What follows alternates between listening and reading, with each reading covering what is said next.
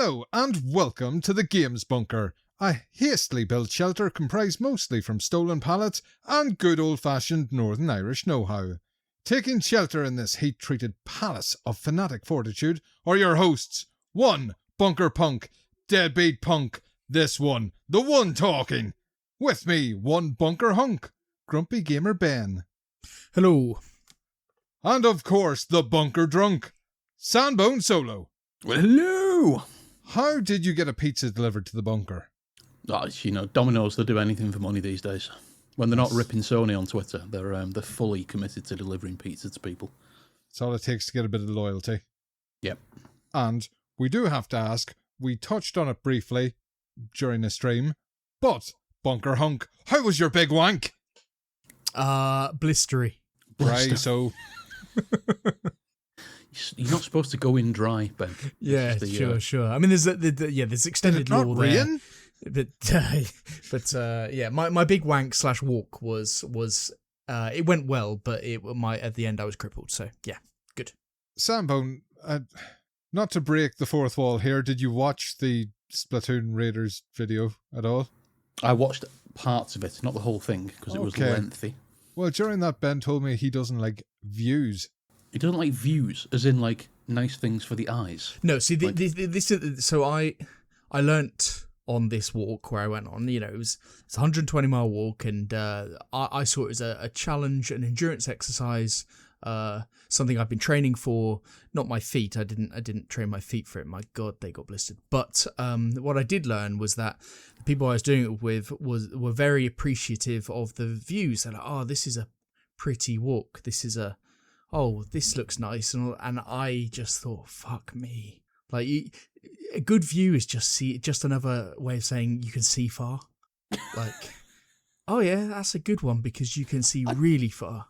All right. The majesty of the world. And it says, no, you can just see far. I liked the camaraderie. I liked the challenge. I liked the endurance aspect. You liked the drinking? And we did drink every evening. However, I just learnt that that's just not for me, and I know I'm the odd one out. I'm not right. That's fine, but it's just a bit. I mean, if you're not going to enjoy the views, you might as well just do it on a treadmill. Yeah, no, but it's the camaraderie. It's the challenge. You can drink on the treadmill, and you could. Well, but it's the drinking. It's the staying in pubs. It's the whole thing. It's the blistered feet. But it's just that weird. Yeah, well, it's a terrible opinion, but there's plenty of those going about. Sambone Solo, feedback. Feedback? Okay, the first feedback is from Tig, who says, I ordered Raiders from Amazon, cunts. Perfect. There's another one. Absolutely. Just every episode we're getting Spreading more. Like we should start to be on commission. We're making fucking sales. Spreading. Look how happy Ben is at the share price implications of this. Fucking doing the damn thing. You know what's happened to Nintendo's share price? Has it gone gangbusters. Yeah, it's gone up about 15% in the last couple of weeks. Yeah, that's just Splatoon Raiders, and we've been pushing that. It's quite UK and Ireland. You know what, guys? I'm holding this. I'm holding the fucking stock. I'm holding. You have to be careful, Ben. We're treading into the realms of insider trading here. But we absolutely are. Yeah. And with Ocarina of Time coming up. Holy, Ben might go back into profit, baby. Here we go. It could be shit. Shut your mouth. We've only seen like 8 frames. You're getting a Switch 2 at the weekend. Shut up. My daughter is getting a Switch 2 at the weekend. Your family is getting a Switch 2. Who's going to be purchased? Who's going to be there handing over the cash? My daughter will be. Okay. She is trading in her Xbox for a Switch 2. Under your guidance, under your tutelage. Under my advice, I would say. There you go. I would go as far as to say my encouragement. I cannot quite justify it myself. However, we've come a long way since the Xbox podcast, Pure Dead Xbox, because now my Game Pass subscription has lapsed, and your daughter is getting rid of the Xbox. Yes. Yeah. I sold my Xbox. I sold my Xbox whilst doing the podcast. Yeah. And Punk's just using it for profiteering purposes now, that's all. Excuse me, I've got old reliable, the Galaxy, that's to pay for a house. It's fair enough. A very, very fucking small portion of a house, but Next bit of feedback, if you wouldn't mind. Next bit of feedback. Turning over Xboxes. So, yes, this is the third pod episode you were talking about Sony getting rid of discs. Fucking stop talking about it. And that's from Mag. Yeah, well, fuck him. I wasn't going to talk about it this month, but I made a point of adding a news story about it. Yeah, it wasn't in there, actually, earlier It was added. As soon as he sent that message, I put it in. Did it to yourself. Negative reinforcement. Architect of his own demise. That is the problem. That is the issue there. There we go. Next one. I'll start with a thank you to Punk for nearly making me lose control of my car. Sprawled out Phantom Man caught me completely unaware. However, it got me thinking, after pulling over to have a good laugh when it was safe to do so, how do you pick your episode titles? From Gibsonic.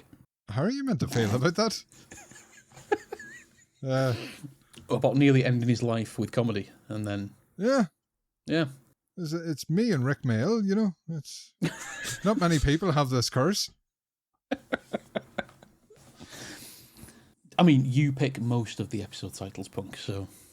Generally, I would pick one during the edit because something will crop out that you've forgot about, even though it's only, 12 hours previous? Yes.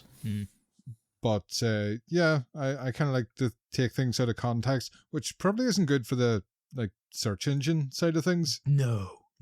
No. What would be better for the search engine would have, name of games, perhaps. I hate that. Yeah. But then again... I've complained about it before. Hate listeners, hate no listeners. I hate everything, but I also hate podcasts that say, "Oh, there's the episode title" after every second sentence. Yeah, the one in particular that you're referencing. Yeah. Oh no, it's not just them. It happens quite a bit. Just, but in particular. Yeah, there is one that is quite bad for it. Modern escapism. I'm glad they died. Fuck, that's 2 digs within the same night. That's terrible. Not everybody watched the stream. No, listeners, there's a bit of tension tonight. They should. I don't normally date the podcast or when we record, but we have just come off what we thought was going to be an hour-long show by somebody because it's never going to be an hour. Sambone fucked up and didn't check the times properly. It ended up being 2 hours, and then we're recording what's going to be a 3-hour fucking podcast. Can you imagine 5? Can you? I don't do anything for 5 hours. I don't sit down and do anything for. I don't even do more than 5 hours work in a day. See, now seems to be the time that I should admit that they pretty much said it was going to be 2 hours, but I told you guys 1 hour because otherwise you'd have fucked it off. Yeah. I was trying to fuck it off from the outset. I know you were. I wasn't entertaining it from the absolute start. But it was worthwhile. But we got 17 viewers, Ben. 17 viewers. Sprawled Out Phantom Man would have been a much better episode title. It probably would have been. Yeah, we need a proof listener for this. Yeah. Yes. So, sorry for nearly killing you, Gibsonic. We'll try harder next time. Okay, moving on. Are you getting balls deep in GTA 6 leaks or not? I'm not paying 85 quid and waiting 10 years to have a fucking game spoiled for me by some fucking dweeb in his mum's spare room. Ta-ta for now, pricks. Plenty. I've seen them. They're kind of on Twitter. I haven't really gone out of my way to look for them, but I've been looking at them, but because I've got no real interest in playing the game at launch anyway, so it doesn't really matter for me. I haven't seen them. They haven't come across my desk.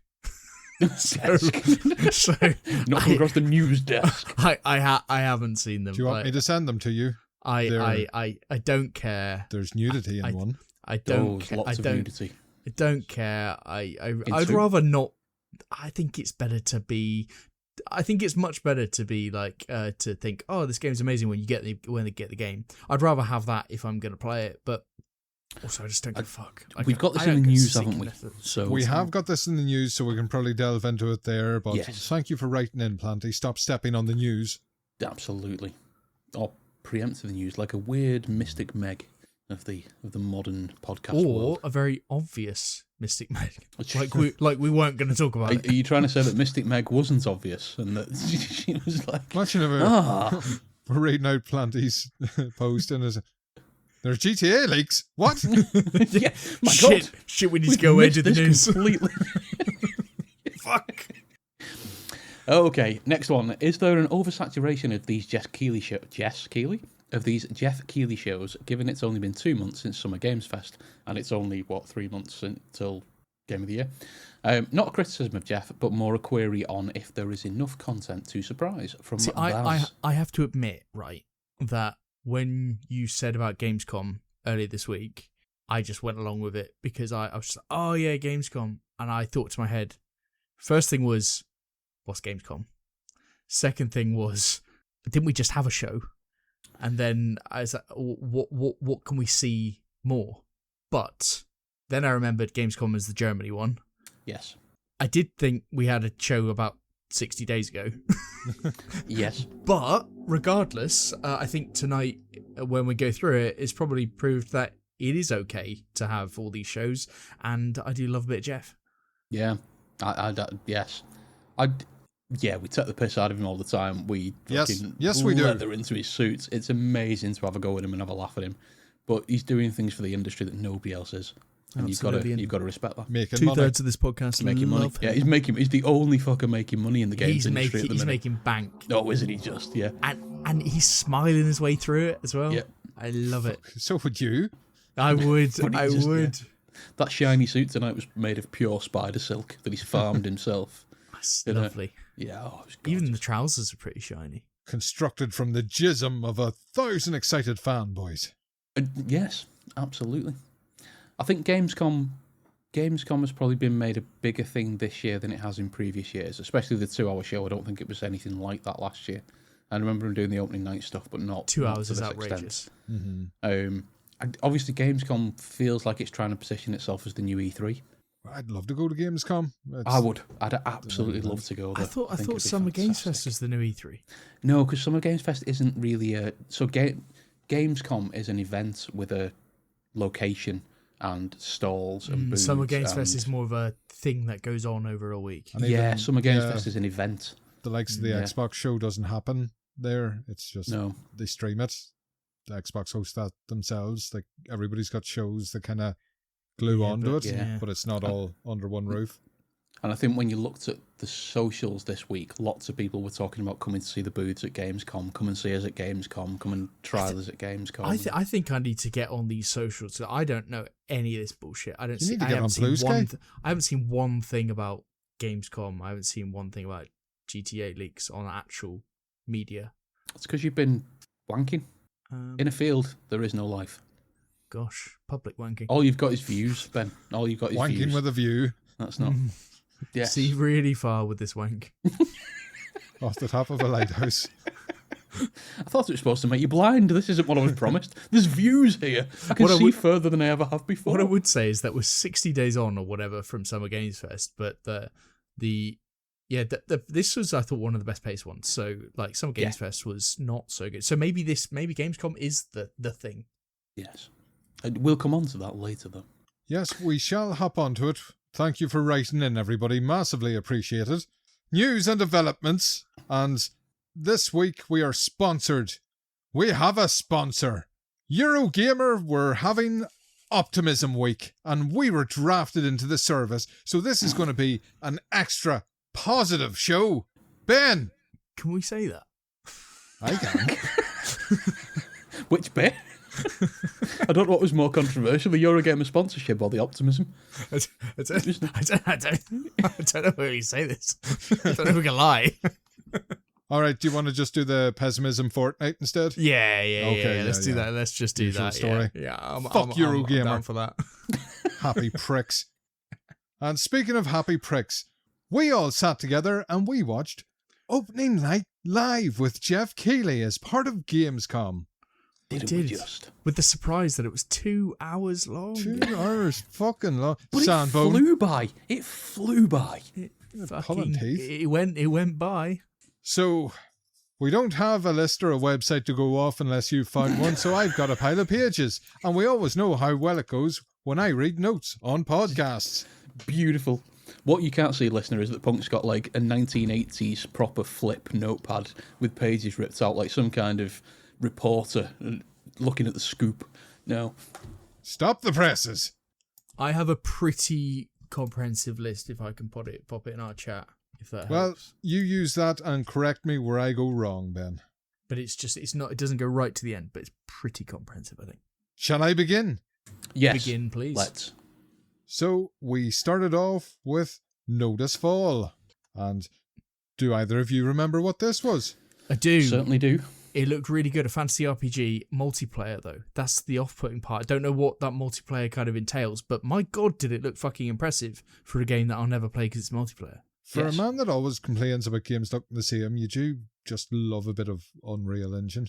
Yeah, this looked nice, though. Looked tasty. No framey. Looked very nice. So we got off to a good start then. Yeah, it looked very Monster Hunter meets... What else did we say? What was it? Elden Ring. Yeah, Elden Ring meets Monster Hunter. It was really...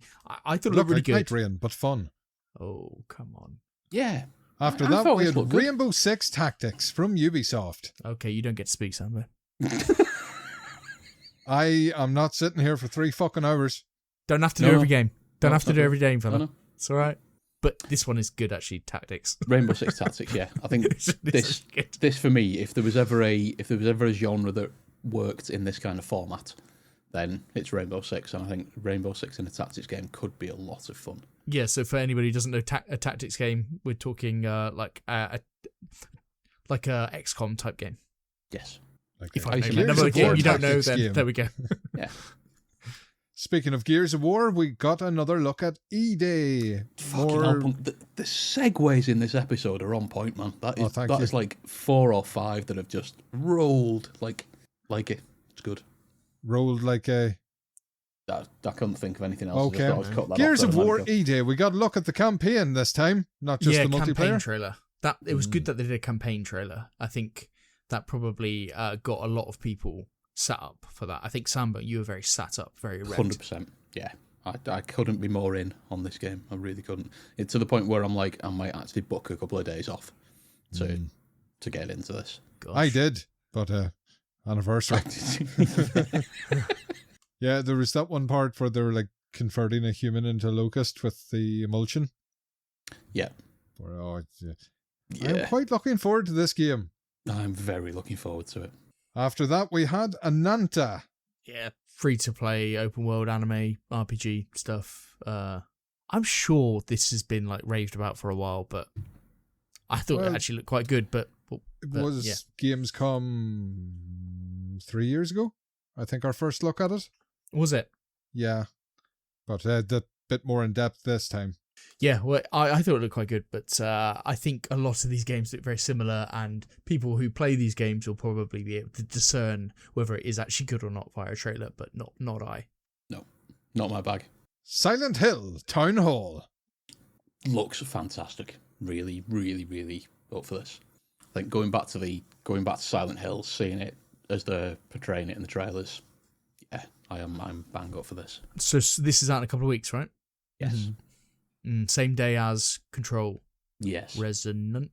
Yes, Resonant. Let's go with Resonant. Yes. I think I'm going to have to go Control.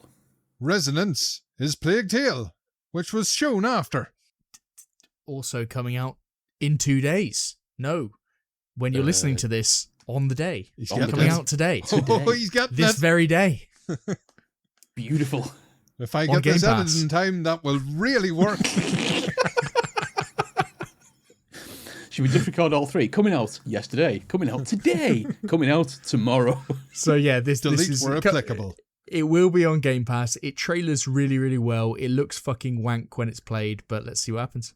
And after that, we had Sea Remnants, free-to-play ocean fantasy role-playing video game. You know when I said you don't have to read everything? No. I think now's the time we just... Crimson Desert, complete, enhanced. Please, can we talk about this? What is going on here? Pull your jets there, cowboy. When they said this is the enhanced or The Last of Us edition remake treatment in under a year. That's impressive. That's mad. But they advertised it as like the advanced enhanced collection or something because it's got all the patches. Right. So I did good. I did have a little look at this while we were watching the stream. So they're officially launching it as version 2 of Crimson Desert. So they're moving on a full version. A whole What they're full saying version. Yes, Okay, yeah. version 2 is going to fix From all the of the ground bugs up. with all the patches that have currently been released, of which Oh, there yeah. have been a lot. Yeah. And then they're bringing some. But they're already in, enhancements. right? They're already done. They're in, but they're saying they're gonna improve those patches because there's bugs with those existing patches. Right. Yeah. So version 2 is basically the best version of those patches plus the best version of the base game. So the current plus some version, enhancements. but works. It says new story moments, so not new story, not new, just No, new story But moments. they've done that through the patches anyway, so they've Yeah. introduced new story bits, new. Smart. Yeah, it is a fresh Oh, and coat remind of us paint. remind us where you've left 2 chapters of this game purposefully, so Correct. that you can refresh yourself Yes. before So game of he the year. can Because savor towards the So- end you of can the save it, year. because that's what people do when they love I games. am They 150 play hours most in. of it. Yeah, yeah. So I've if played I a loved lot a of game, it. I would do the same thing if I loved a game and I played 150 hours of No, it. And no, I thought, no, you know no. what, this is so good. Oh my god, this is so good. Let's stop right there. Yes, I have. Stop right there. No, He because plays I could games like Sting makes love. On the weekend, Sometimes you I could just have need gone to back. stop. finished Crimson Desert, and I thought, no, Oh, I don't need do to that. have. I really want. It is a conscious decision. No. I want to go back and finish it, but I also want to be fresh when it comes to the Game of Year discussions. Sure, yeah. That's So, a story that so fuck both many of you. people believe. I'm going to load it now while we're recording and finish it. It's Fuck you. it's a Yes, I'm story sure that we will notice a real lapse in your commitment to the show. Tides of Annihilation was after that. yeah, this actually made me like it less. Yeah. Well, Yeah. what was the last we heard? Jennifer English has left the voice cast, being replaced by... Has she? Well, that's Oh, no. the voice Yes, actor that yeah, came yeah. on stage is replacing her. Oh, I didn't pick that up because right, that game's dead to me then. Fair enough. It's gone. Speaking of, Love Song. See ya. Mega Man Dual Override. Override? Oh. Overdrive? The game was not the best part of this reveal. I don't know what you're talking about. I mean, you got to say it. We're on a podcast. Some people haven't watched it. Oh, Sambo's gone. Oh, he's back. Hello? That was a big drink. Christ, he went under. Right, in this trailer, for those who haven't watched, obviously, at the end they revealed a collab with Pragmata, where you can play in a Mega Man costume, and the little girl is in a weird ass costume as well. So she is dressed up as Roll from Mega Man, whereas Hugh is dressed up in like a Mega Man mascot outfit. And you made a great point, Punk, about when you put various costumes on in the game, it kind of diminishes the emotional storytelling a bit. Like, if anybody hasn't seen the end of that trailer, if anybody has played Dead Rising and you could unlock some of the novelty costumes, Yep. it just reminded me so much of that. Yep. But yes, game of the show, you're right, gentlemen. After that, Rayman Retold. Rayman. Rayman. Trailer. Raymond? Yeah, I've never heard Raymond. it said. I never heard it said as Raymond, but that was weird. But Until I'm trying to work through these as quick as I can. yeah, good musical jaunt through this one. Anyway, PUBG Dead.net. this should do numbers. This It is a new, should. It new looks PUBG good. Crafton game. I mean, it's like a little bit more. They've Fortnited PUBG. They have. They Fortnited PUBG, and they have brought some what look like very fun roguelike mechanics to it. Very interesting to see how this. Interested to see how this gets on. Never gonna play it, obviously, but interested to see how this gets on. You can join a closed beta now. Yes. If I had a group of mates that were into these kind of games, I would absolutely be all over this, but there's no point going in. I'd be interested to know how many people who like PUBG would be interested in this, because I don't think that Venn diagram is as big No. as you would expect. Maybe I they're think trying to you'll bring get a few over people Fortnite curious players. to try this. Maybe you get Fortnite players curious to play PUBG.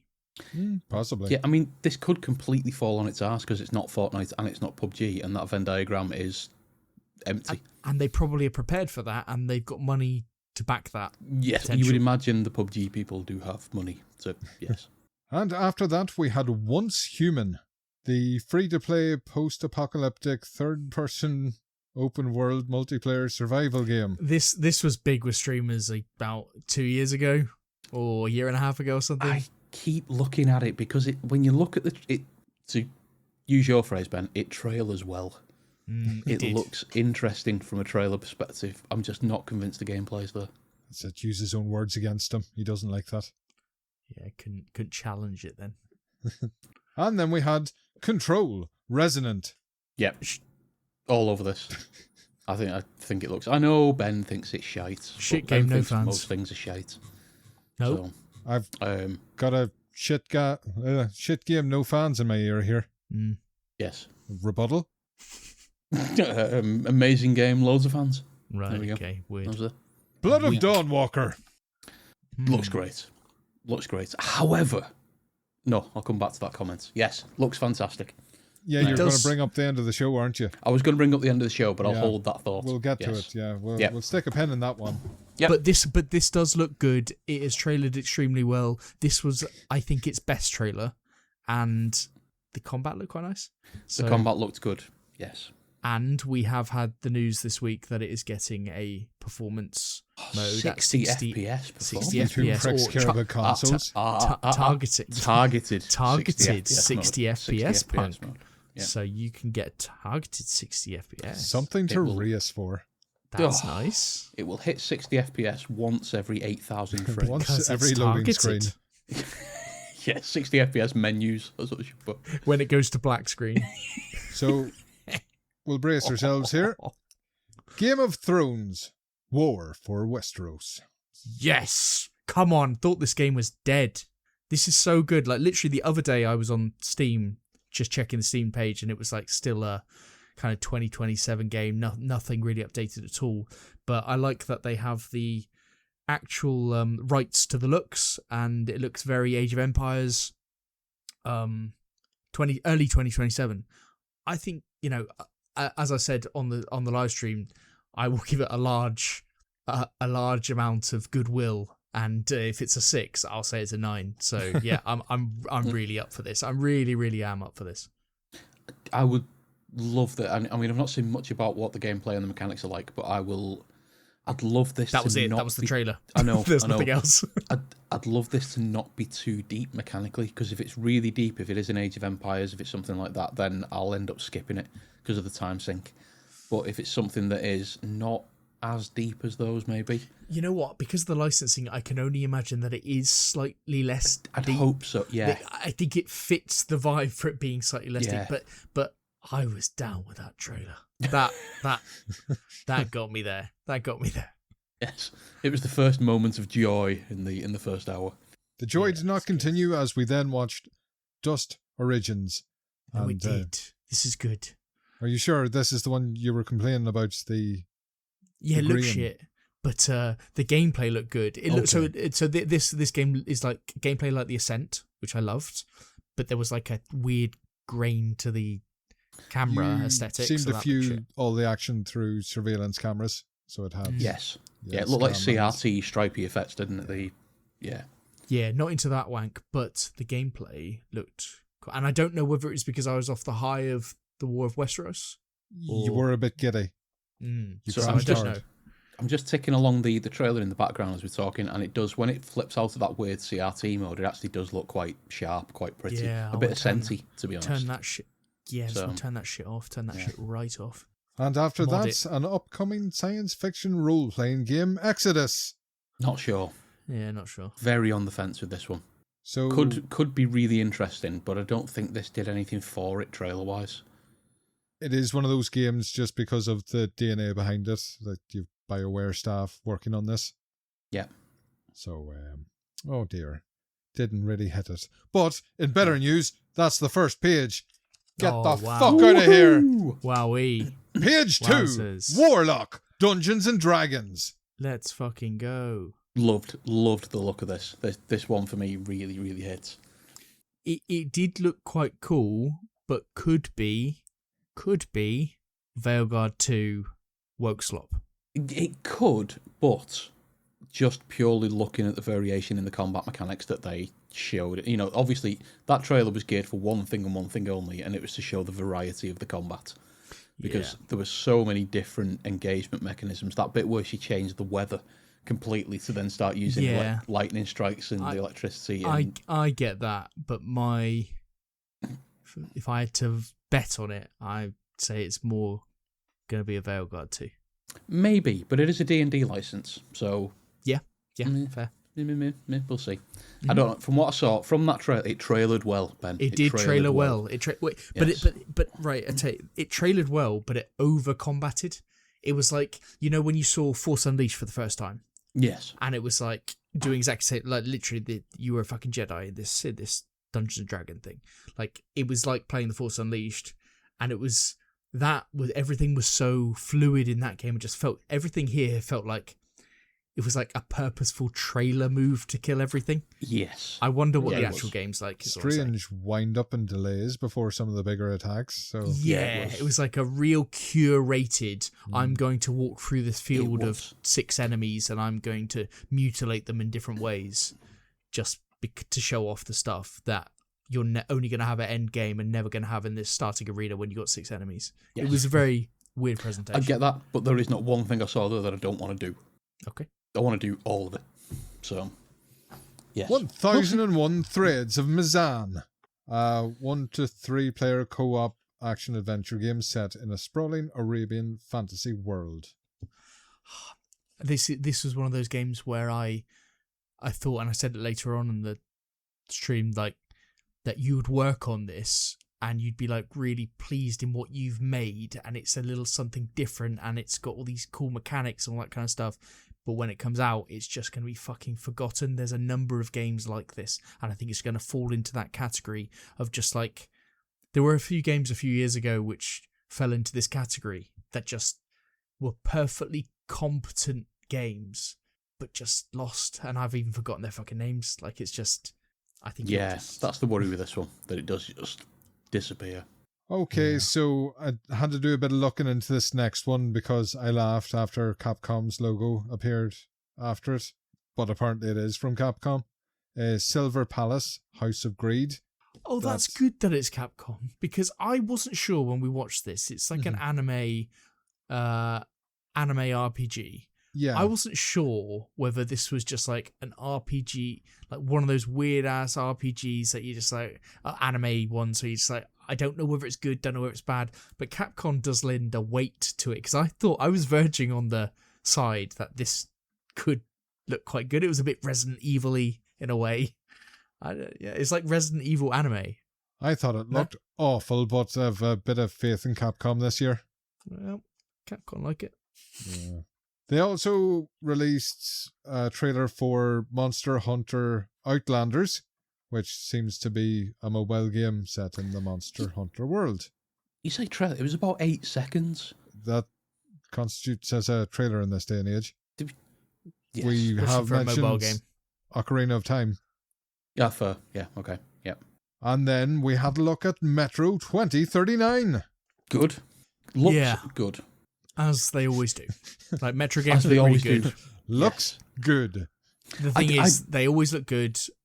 They're sometimes good. Yeah, I mean, not to repeat myself on what I've said on previous episodes, but the Metro games, always love the look of them.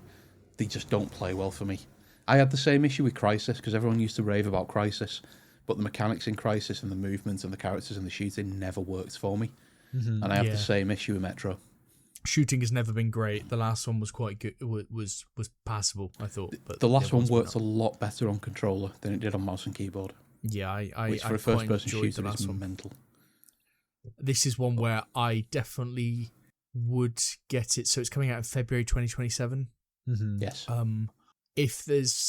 would get it around a week period where there's not too much going on. Yeah, when you're not playing Fable or Persona. But when there's 4 Fable, Persona, and there'll be War of Westeros coming out at some point. Yeah, Metro's not happening for you, Ben.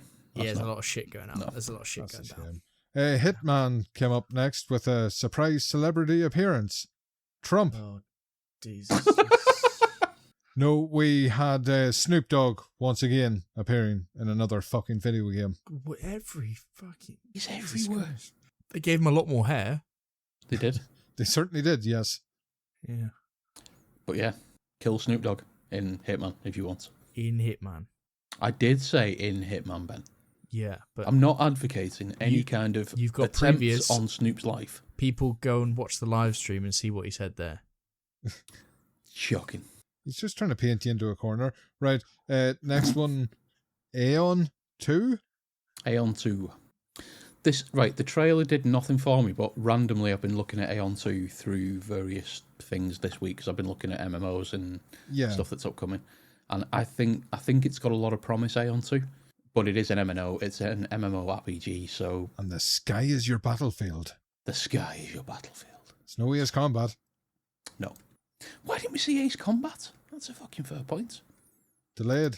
I don't know why we didn't see Ace Combat. Yeah. Okay. Yeah. I'm not sure if I have wrote this down right. The next one's Afterworld, I think. Afterwards, your Empire from the Ashes. See, this didn't do anything for me in the trailer, but it's a strategy game. And the redeeming feature, though, it is a Paradox game. So It is a Paradox game. I can only Paradox assume couldn't get it's the Mad going to Max be license. excellent. Yeah, It I is. can only assume it's going to be excellent. It's, I think, a grand strategy game, Paradox, post-apocalyptic, called Afterworld. I think you're going to get a great game if you like grand strategy. It did absolutely scream Mad Max, though, like you say, though, Punk. That first bit, I genuinely thought we were going to see a Mad Max license on it. Yeah, I thought the whole way through it, like setting the world, maybe not around the character, but... Thing is, Paradox fans buy all Paradox games because they are just fucking incredible. Mm-hmm. They made Lamplighters League, didn't they? I don't know. After that, we had Petite Planet. Okay. And this should have been aimed at me. It was not, and it looked like it was a mobile-only release, so it Cozy definitely slot. was not. Oh, was it mobile only? They were the only logos that showed up at the end of the video. Oh, it looked like you all over. Yeah. App Store, Google Play. And also, if it is being put on Google Play, you're not, even if it comes to console, what are you getting it Right for? off. Yeah, it's done. Yeah. Epic Store, Google Play Store, and Apple Store. So at this point of the show, we had a little musical break. Some lovely work from Mugenics, which Ben is going to sing for us now. Yeah. Not going to do that, but Mugenics is coming to the Switch too, and as well as the other consoles, and that is going to be perfect on Switch too. Like the stop and start of this game, to be able to pause it, start again, and just keep runs going alive. Like it really is going to be perfect. If you haven't played it because it was only on PC, I was playing it in handheld mostly. If you're thinking about getting it, it's definitely a Switch 2 game. Definitely. After That's that, we had 8th of September, that one. Aliens Fireteam Elite 2. This is weird. Yeah, it is weird. It is really weird. So first good thing, it's out to 2 days ago. Yeah. And it is coming to the Switch on the 29th of September, which is great. However, the embargo for reviews was supposed to be this afternoon, I think. Nothing is on Metacritic yet. If you go on Steam reviews, they are Mixed scathing. Oh, it's mixed. So It's gone to mixed. So it's mostly negative earlier. Now it seems to have gone to mixed. But people are reviewing it after an hour, saying like it's garbage. So we've not seen any reviews. There's nothing on OpenCritic. There's nothing on Metacritic. It's got mixed reviews on Steam with 548 reviews. There are currently 6,500 people playing it on Steam. I'm going to go, SteamDB. after this, I'm going to be watching it on Twitch. So, yeah. I don't know what is it. I mean, 6,500 players. It's keeping people engaged somehow. I kind of want it. So I just need it to not be absolute fucking dog wank. It's just weird. But yeah. Yeah. Speaking of just fucking weird, Showa American Story, which is an action role-playing game developed by the Chinese studio Netcom, and it's like a weird mix of anime spliced with American 80s, 90s vibe. Yeah. Yeah, that's a fair description. I think I checked out on that one. The African-American character was called Bubba, and that made me laugh on stream, but I didn't want to bring attention to it. Nobody's going to react to that. Road Kings was after that. Oh, This looks this class. game. It's so weird that 10 minutes before that, 10 minutes before that, I thought, where's that like truck driving game that we haven't seen in fucking ages? But it looks really fucking good. It looks like Euro Truck Simulator on steroids. It looks like Euro Truck Simulator if it was trying to be a game. Yes. Do you know what I mean? Like, and it looks good. It's got weather effects, and it's like, I don't know. This you may get murdered for that comment, by the way, because people fucking love Euro Truck Simulator. People take that game yeah, but very serious. It's a way of life. I know, but it's not a game. Well, not a game. Yeah. Okay, but when's Road Kings coming out again? It was 11th of March next year. Yeah, disappointingly so far. it is, but it's a nice clear window. It's post February, so Fable will be out the way. Post Persona, I suppose. Who cares? Shut. Although something a bit closer, in time for Christmas, we have Stage Tour coming out, and yes, you can pre-order instruments for this Guitar Hero I like right now. I may well order that before the end of the night. Tell us more about the prices, because that's what people want to hear. So, the prices that I've now lost, thanks Ben, I've not got that page up at the minute. So, for the full kit, for the game, the drums, the guitar, the microphone, it is 320 quid for the lot. You can then there's various other packs as well, so you can get guitar on its own. I think that was 120 quid with the guitar. And then there was a double guitar pack and a drums only pack. So very, very similar. For those that remember it, Rock Band, very, very similar, where you've got the mixed packs, you can buy the instruments on their own, or they are doing a full kit. Now, I had a look at this.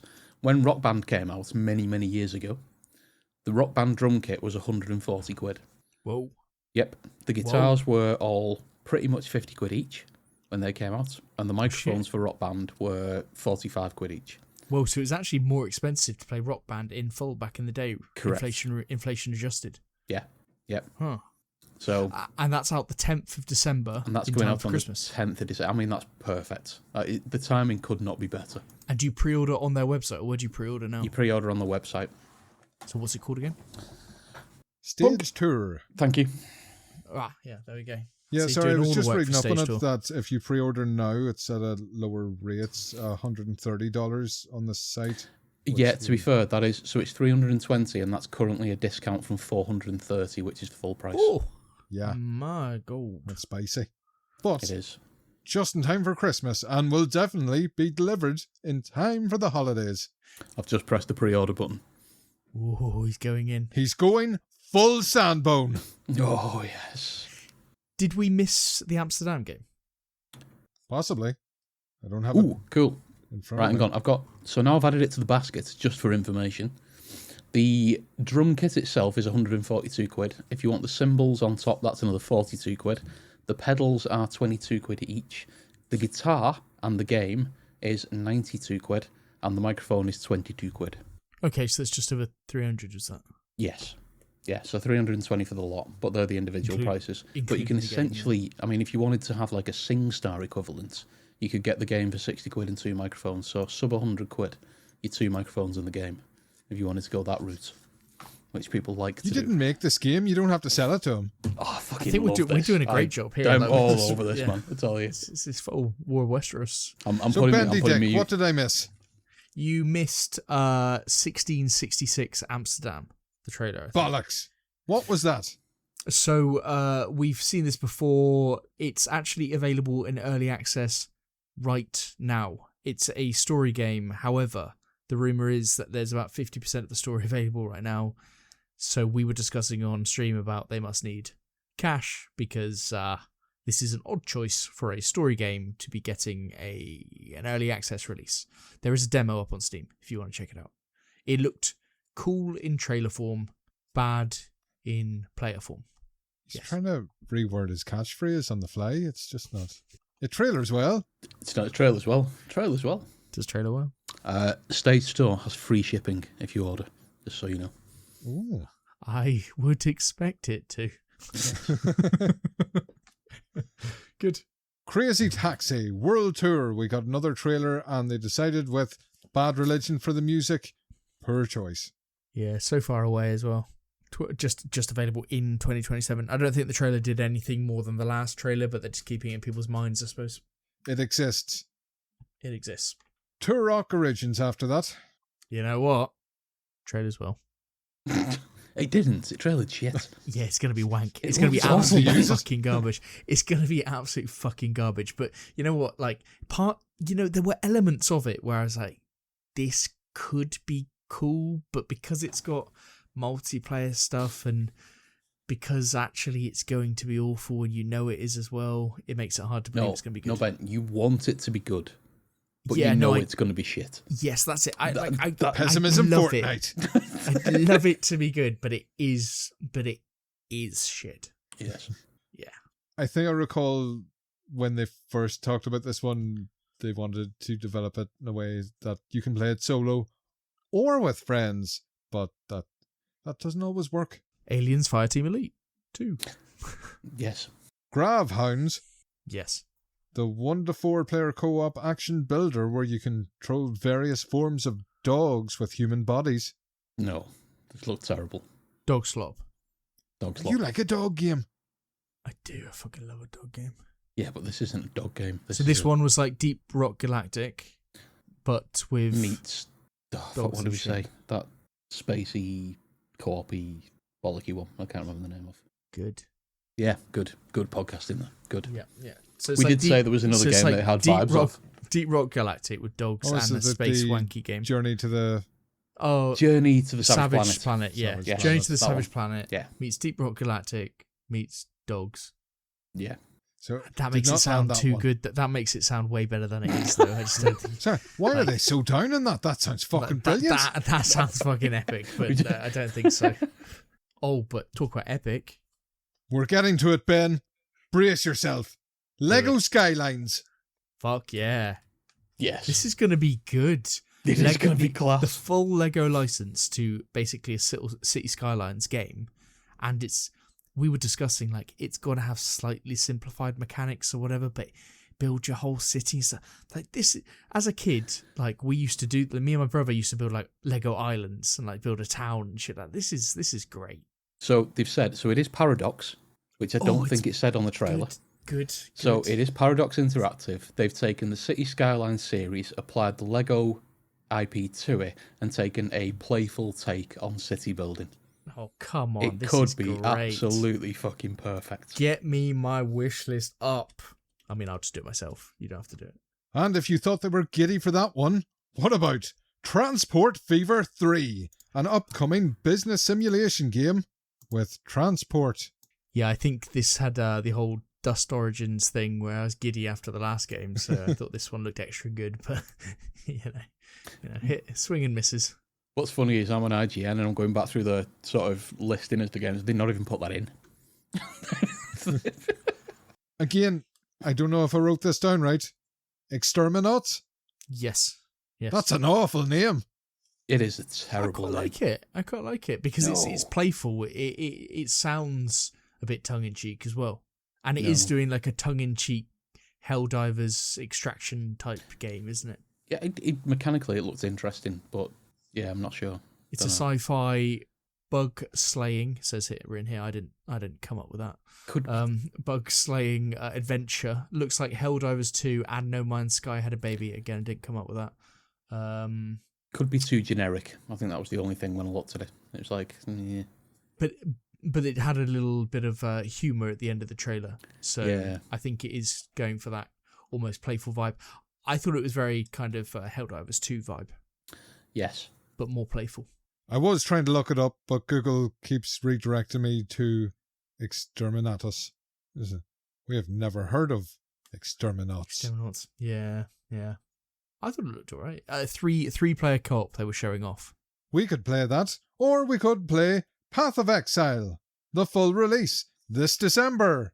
Yes, this is good. It's about time, isn't it? It's about time. I was saying on the thing that I've got about 70 hours in this game, but obviously during the stage where it was you had to repeat old content to get it done. So pretty cool.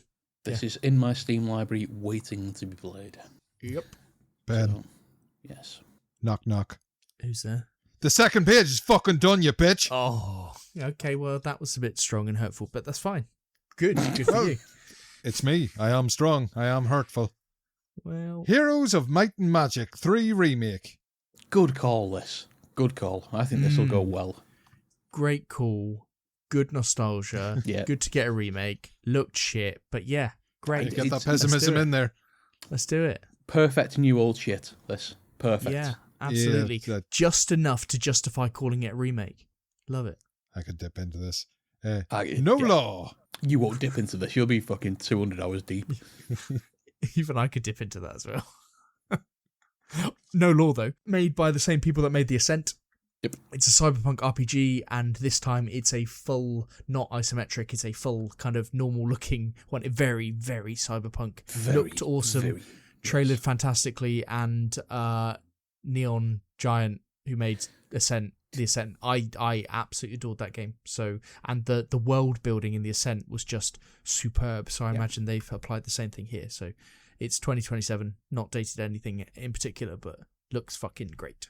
It was good to see more of it this time round, but literally everything I've seen of this makes me want it. Damn right. There's not a thing I've seen where I thought, no.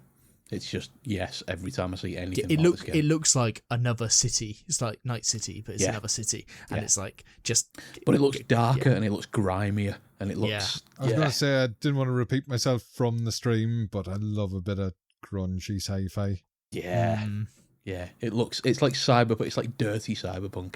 Yes, that was nice. it. Yeah, it was cool, really cool. Yeah. What may not be just as cool, Project Zeta, the 4-team tactical hero arena. Nah, move on. Onward. Next. After that was Cinder. Was it? Don't remember that. No, me neither. It is next on my list, but don't remember it. SING. I would understand if we didn't remember something at the start of the show. It was probably because it switched off during Project Zeta, and this is probably And it been could be sucked that in by that shitness. I only wrote down half the title. It's Cinder City. What the fuck is Cinder? Cinder City. Oh, it was a bit. Oh, it looked a bit one. Alan Wakey, didn't it? Would help if I wrote yes. things down. Yes, I've this got- was I've the got one here. very action combat-y, third person. So I'll read I'm the just couple going to of read the lines. Cinder City is an Oh, right, you do, open-world cinematic third-person shooter set in a fallen near-future Seoul. Fight alongside allies, push back against overwhelming threats, and reclaim the city from the forces tearing it apart. Yeah, so post-apocalyptic shooter horror. Combat-wise, had a imagination. little bit of just a little bit of pragmata about it from a combat perspective. Spotto Pragmata. Yeah. Lovely. Well, after that, we had Ontos, an upcoming psychological thriller. It's like meant to be the spiritual successor to Soma. Yeah, it's a narrative very horror weird. type game. A rat-based computer. Odd. Odd indeed. After that, we had Pony Island 2 Panda Circus. Next. Move on. Did nobody like Inscription? I liked Inscription until it does, spoilers, the whole flip reverse. I didn't really enjoy Inscription and dropped off it. And after that, we had Zoo Punk. Oh. The Weird, more like Animal Humans. action RPG, third That was the person one diesel where- punk. Sambo, you said this looked pretty. I did think it looked pretty, yes. At which point Punk did say to that I look pretty. Remembering that one. It's there. Okay. You're Stuck going to right in hold the on to heart. that one? Right in the heart. It's good. Yeah. I'm The just going to one think about that compliment. every time you abuse me. What It did. I thought this. What stuck more with me was that you said that was the first compliment you gave me in 3 months, so you've remembered the previous one as well. Well, I do. I write them down, Ben. I've got like little He was post-it on notes a stuck around high here. once he kills our last podcast. And we were all Right. nice to each other at the end of that. Okay. As if we No, were I've on a just got- I've got a sinking list ship here. together. I've got Punk Like compliments the are on green Titanic, yeah. post-its. Ben compliments are on yellow post-its, and I'm just collecting them here to motivate myself. You know, it's not. Gosh, how many yellow ones? I'm you not got? really. That's I don't give a fuck. So yeah, that Zoo Punk, it's connected to the Fist games. Yes. Yeah, and it looks like a fist game, but random. I didn't think those Fist games did well, did they? Wasn't one a PS5 PlayStation exclusive or something like that? Were they? I remember them being added to Game Pass, but maybe that was after the fact. Originally. Yeah, I think originally they came to PlayStation or PlayStation Plus or something. The thing that ruins these kind of games for me, and it's this same principle applies to a number of the things we've talked about in the multiplayer thing. These days, it is so fast for people to get to the meta, and then all of a sudden you jump into any kind of multiplayer, and there's somebody in there that's just fucking ruining everything. It just takes all the fun out of these kind of games. I thought you were going to say like anthropomorphized games. Like it's just, I don't like these games where animals look weird and humanoid. No, I don't care. Whatever. I don't believe that for a fucking moment. Like fucking furry. It's just discovered. Although we got a kick in the balls here. No Ghosts at the Grands did finally get a release date, but it was for early access, and it will be December of this year. So the worst trailer it's done, and it was the worst trailer. News. It's the worst trailer by far. Yeah. And it was probably lovely. I couldn't hear the fucking December. music because of YouTube games, but it always does well. So how does that feel, Punk? I'm only annoyed that I don't care playing a game early access or not, but I've got it in the Fantasy Critic. Early access games don't always get reviewed. No. I could review it myself. 100%. Oh, it's got 100%. One reviewer. Yeah, just one review. Highest score of the year. Roku Kingdom after that. The Chinese online role-playing video game. Don't remember it. Next. Kind of looked like a Worst Pal World. It did. Yeah, it was the collect animals. Yeah, it looked like a shit Pal World. The Defiant after that. Ooh, memories getting hazy. This looks interesting. This was the war. This was the one where I said I love a bit of war. Melodrama slop. Melodrama slop. But it looks interesting. But you said it looked nice when they were just doing a slow-mo at the start. He likes to watch men die. Right. I had a mistrust as soon as you said this looks nice, and it was doing the slow-mo piece. The interesting thing about it, so I love a good, war games are very good. Like Modern Warfare 2, anything like that, when you look at the old Call of Duties, all that kind of stuff, all really good. But they're all always told from a kind of Western perspective. It's always on the Western front and all that kind of stuff.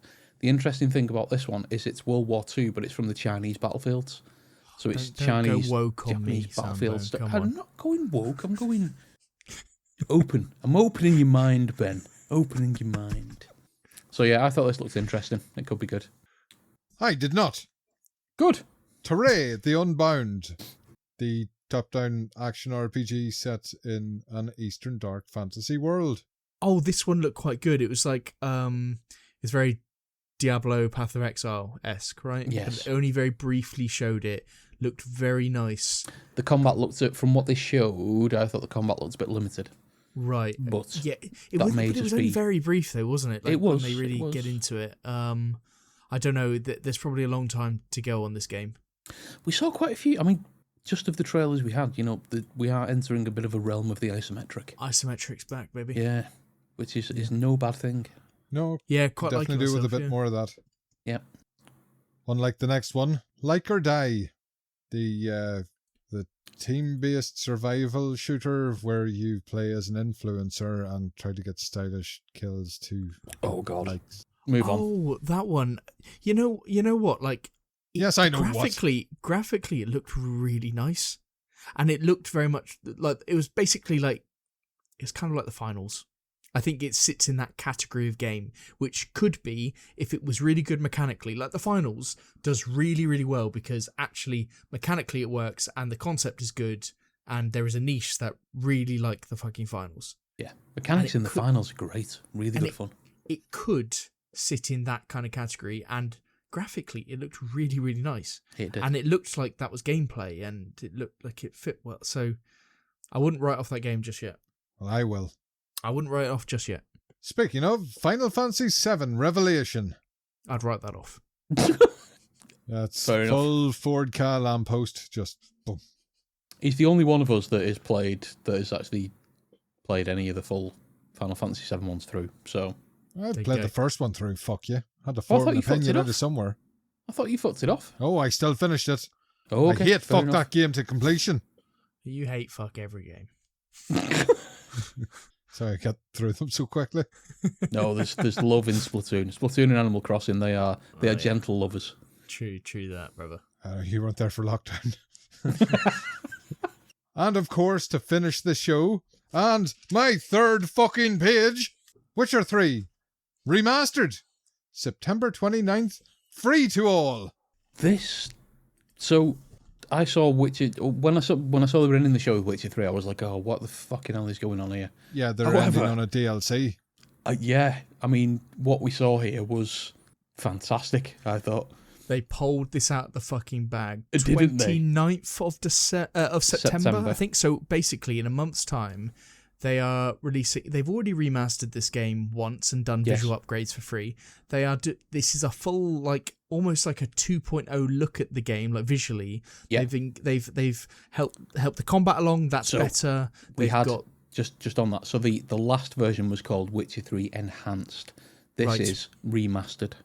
Perfect. So this is a full remaster. You can visually see it's so much better. The combat is improved. The targeting is improved. The like spells or something like that stuff is all supposedly improved. UI stuff. They've got a list of improvements through the fucking yazoo. So they've really done something good here for a free update in a month's time. Also the DLCs, Blood and Wine, and what's the other one called? Heart of Stone. Darkstone. Yes. Yep. Both of those will be free, or I think on the 29th, for anybody who owns the base game. So this update is free for anybody who owns the base game on any platform. Now, does that apply to Switch? Probably not. Yes, it does. Holy. It does. Yeah. So Not only does it apply to Switch, there are Switch 2 enhanced exclusive features. So they have a remaster on the Switcheroo. Yep. A remaster and the free DLC applies across all platforms. What do I play this on now? Because obviously I've got it on every format. Yep. What do I play this on now? Oh, I would have said PC to anybody else, but it's you. So, I've got the list up here. So, upgraded visuals, enhanced combat, improved traversal and movements, mount handling, improved monster behaviours, revamped skill tree, transmogrification of all armour, enhanced photo mode, new combat finishes, cross-platform modifications, refined animations, new quest tracking, so they've improved the quest tracking through the maps and the UI, looting rework, refreshed motion blur, don't care about that, updated textures, foliage shader rework, HDR improvements, improved menu navigation, ray tracing, path tracing and global illumination included, new shader models, full subsurface scattering, PS5 Pro support, Xbox Play Anywhere support, Switch 2 exclusive features, DLSS 4.5, AMD FSR 4. I assume it has CD Projekt cloud saves. It must be, yeah. It's a full next-gen upgrade. Because Cyberpunk you can play on PC and then go to Switch 2 and back again. Yeah, so they've said cross-platform. Right, so I can play on fucking. You play wherever you want. I can play on fucking both. Yeah, I can do what I want. It is a full next-gen upgrade. That's class. And the actual the new DLC that they're talking about is coming out next year. 27. They've not given a date. Now, crucially, we did commit on that stream. We did. Sam Bone and myself with Punk as our Sherpa to playing yet again for the millionth time and completing by pulling each other along. Mm-hmm. To the mental image there was brilliant. Again. Yes, I know. I was fighting that back. I just took a moment there. I thought, you know what? Keep going. Have the blisters healed enough for this? Yeah, but so we're going to play that game, and we're going to. I think we should have some kind of method of us documenting our play through that and our discussions, the three of us. And I like Punk's diary idea. We should do. Yes. I think that's what we'll do, and we will make sure that we get through the game. Yes. I think that's how we do it, because we have to play and complete this game, don't we? Yeah, we do. We've got to do it because the next expansion's coming next year, which we should all play, and we should all be in the position to play that. Yes, and it seems like one of those games that is generational. Yeah, and I feel like I'm missing out not finishing that game. So do I, but it's just too old now for me. Yeah. It's too old now for me. So now it's new. It's new old shit. It's new old shit. So we're back, baby. We're fucking back. So, yeah, it started off when this was being revealed. It's how are we finishing on a DLC we already know about. But this was a good closer. Fuck yeah. Did it steal the thunder from Blood of the Dawnwalker? Completely. Oh, yeah, 100%. Yeah, absolutely. I want to play this more than I want to play Blood of the Dawnwalker. I was shocked they didn't push this out on the same day it released. Yeah. Yeah, they've just shat all over it. Shit game, fans. To be fair, though, when they did that interview after, they did mention Blood of the Dawnwalker, and they did say because he said it's. They mentioned it coming out, and they mentioned the ex-devs from The Witcher 3 and all that kind of stuff. So they must have. I think they've avoided it purposely as a bit of a. What a fucking shit ender though. Yeah. It was. I as soon as I saw it today, same. I thought, it's fucking ended on a DLC. What a shit way to end the show. Mm-hmm. No, I bet those £5 those £5 keys on loaded.com are fucking just flying out the door for The Witcher 3 right now. Yeah. That's great. It's amazing. That is absolutely superb. Yeah, well in, fellas. So yeah. Yes. And that was opening night live of Gamescom. Now, by the time you're listening to this podcast, other things will have happened. I believe Xbox have a show planned, among others. Yeah, but it's rumored that there's no new games at that one. Well, it was rumored there were some games by pricks who were wrong, Ben. Yeah, I heard that Nate the Hate.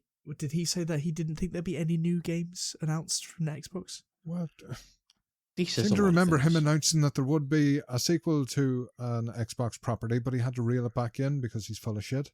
I don't think he's full of shit. I think he's got a pretty good record. 70% full of shit. I'd consider that full. I wouldn't consider that a half-empty glass of shit. He's got a 30% better record than you, fella. So let's just remember that. Fucking hell. Me now. I did see some of our statements coming up as Eurogamer stories a week after we recorded them. I was quite proud of that. That's good. Mystic Meg. We're becoming a Eurogamer source. That'll be the industry sources states. industry sponsored source. So we will get on to the news we have at the moment. And as Planty mentioned quite a while ago, it feels like fucking eons ago. Hold. Oh, for fuck's sake. Hold. How many people are playing South of Midnight right now? No, don't care about South of Midnight. I do. I mean, we can get to that. We will. But wrap up thoughts on Opening Night Live. Watch the YouTube trailer. We went by game. They know what we thought. Yeah, but we didn't wrap up. We purposely didn't wrap up on the fucking stream because we said we'd didn't wrap up on the podcast. because we had to fucking record this. Come on, man. I thought it was amazing. Fuck off. I really enjoyed it. I thought better than any of the Summer Games Fest stuff. I enjoyed tonight's show much better. I thought there were loads more trailers than I expected. Loads more good trailers than I expected. And a lot less fluff in between that all. And a lot less fluff, yeah. Yeah. I mean, firstly, 27 people playing South Midnight. And secondly, I do think the pacing was amazing. I thought it was the best one he's done in terms of pacing. Like, it was just, kept on going. And I would say it was a solid, 8.5 out of 10, I thought. Because I had no expectation going in. Nope. It didn't disappoint. And it was constant and didn't let up. And there were no, serious lull. It was only really one trailer at a time that was a duffer. Yeah. And then it just moved on. Really good. The only real, the Mugenics music in the middle was a bit of a bollocks. But... yeah, but it gave a nice little interlude, didn't it? Gave me a chance to go for a piss, so that worked. Yeah. And not wash your hands. Not wash my hands, of course. So yeah. Sambo, do you want to break into the leaks? I mean, I can do. Seeing as we're talking about leaks. Hey, look at that. See, like that. No, you didn't. No. I don't think I did, really. So, details from... what?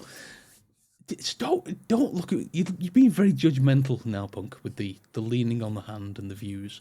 Just because I interrupted the flow. I see. It's all right. Okay. Record the fucking podcast. So, 15 details from the new GTA 6 leaks, including possible morality system and stamina meter. We have had a lot of GTA 6 leaks in the last week. Has it been a little bit longer than a week? I think at this point it would. By the time this uploads, yes, it has will be longer than a week. Yes. So CyberLeaks is who the fuck knows. Apparently, people are hunting him down and trying to find him, and they're still trying to work out if it's a group, singular person. A lot of theories run about that it's somebody that worked at Rockstar India that kept hold of an early build. Yes. But then some of the videos he released has music from 2025 in it. Yep. So how early a build can it be? So basically it appears that he's got a hold of a full build running on PC, so it is a full PC build. But he also seems to have been able to migrate an Xbox build out of it, because it looks like some of the screens were on the Xbox menus from the leaks that have come out as well. So there's something. And recent leaks have the PlayStation splash screen.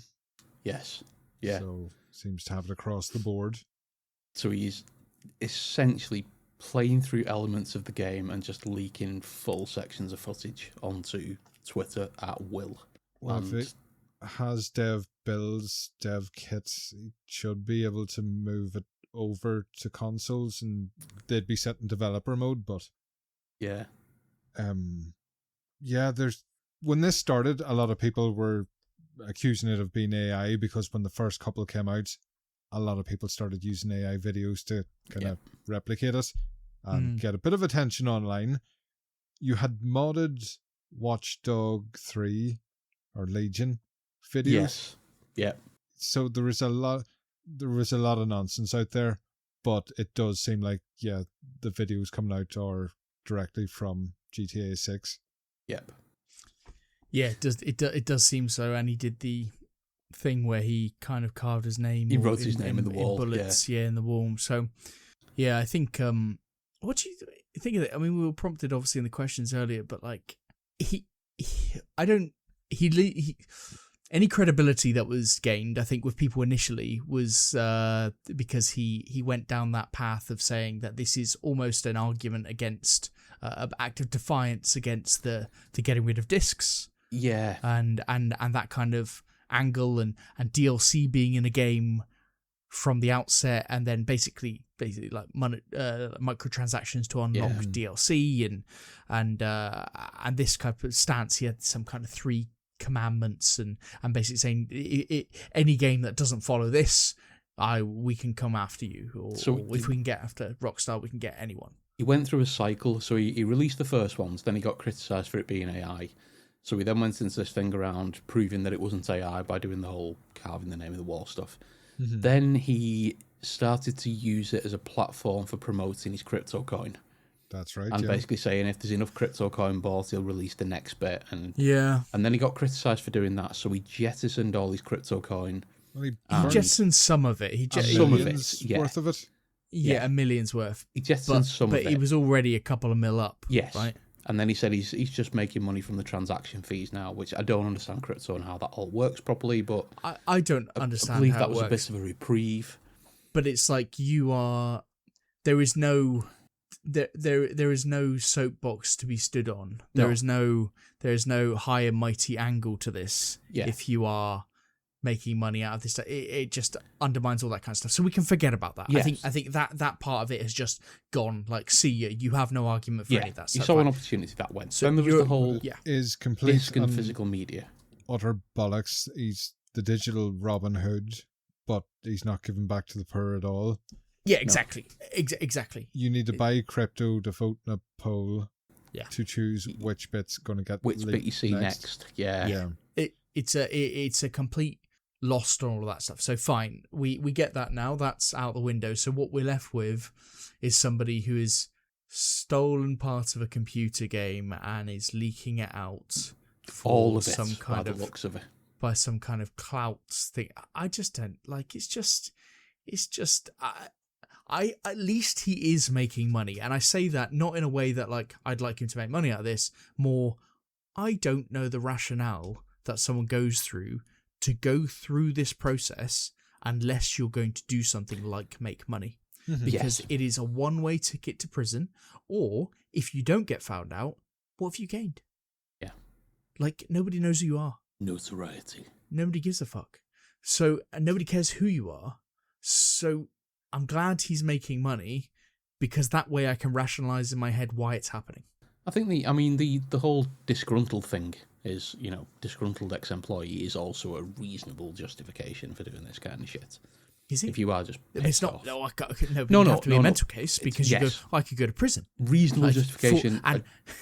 Forever. This is a justification I could see why people would do. So if somebody was that pissed off, It is a possible as a reason, disgruntled but I would ex-employee. never say why it's a reason. No, Making reasonable money, I was the think, is a wrong word. reasonable. Yes. Making money, I'd say, was a reasonable justification.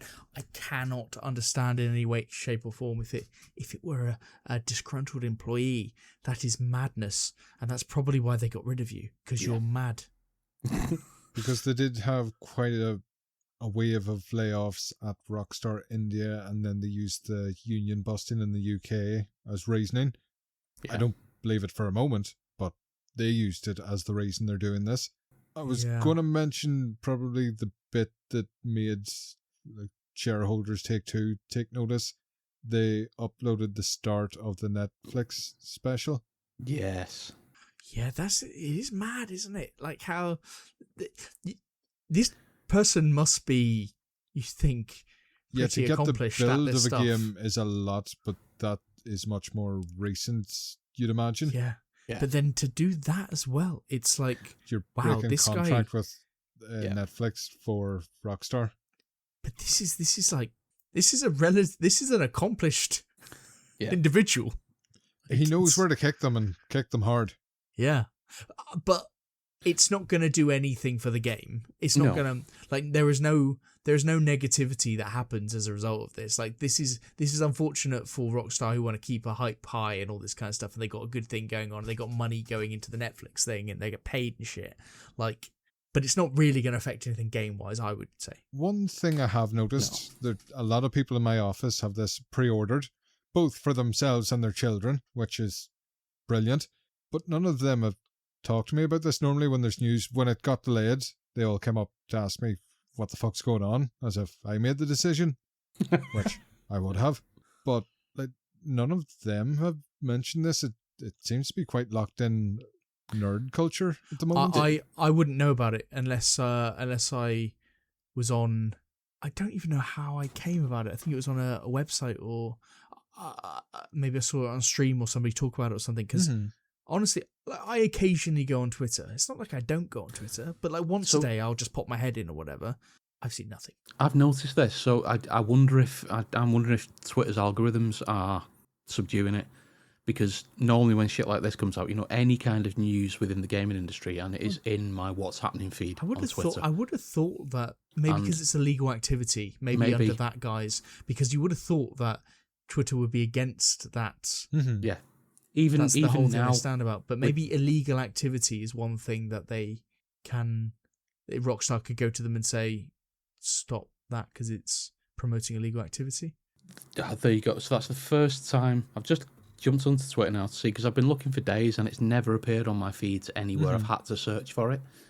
And today's the first one, but it's news, which is GTA 6 leaks show bustling beaches packed with NPCs. So it's a very positive take on the leaks.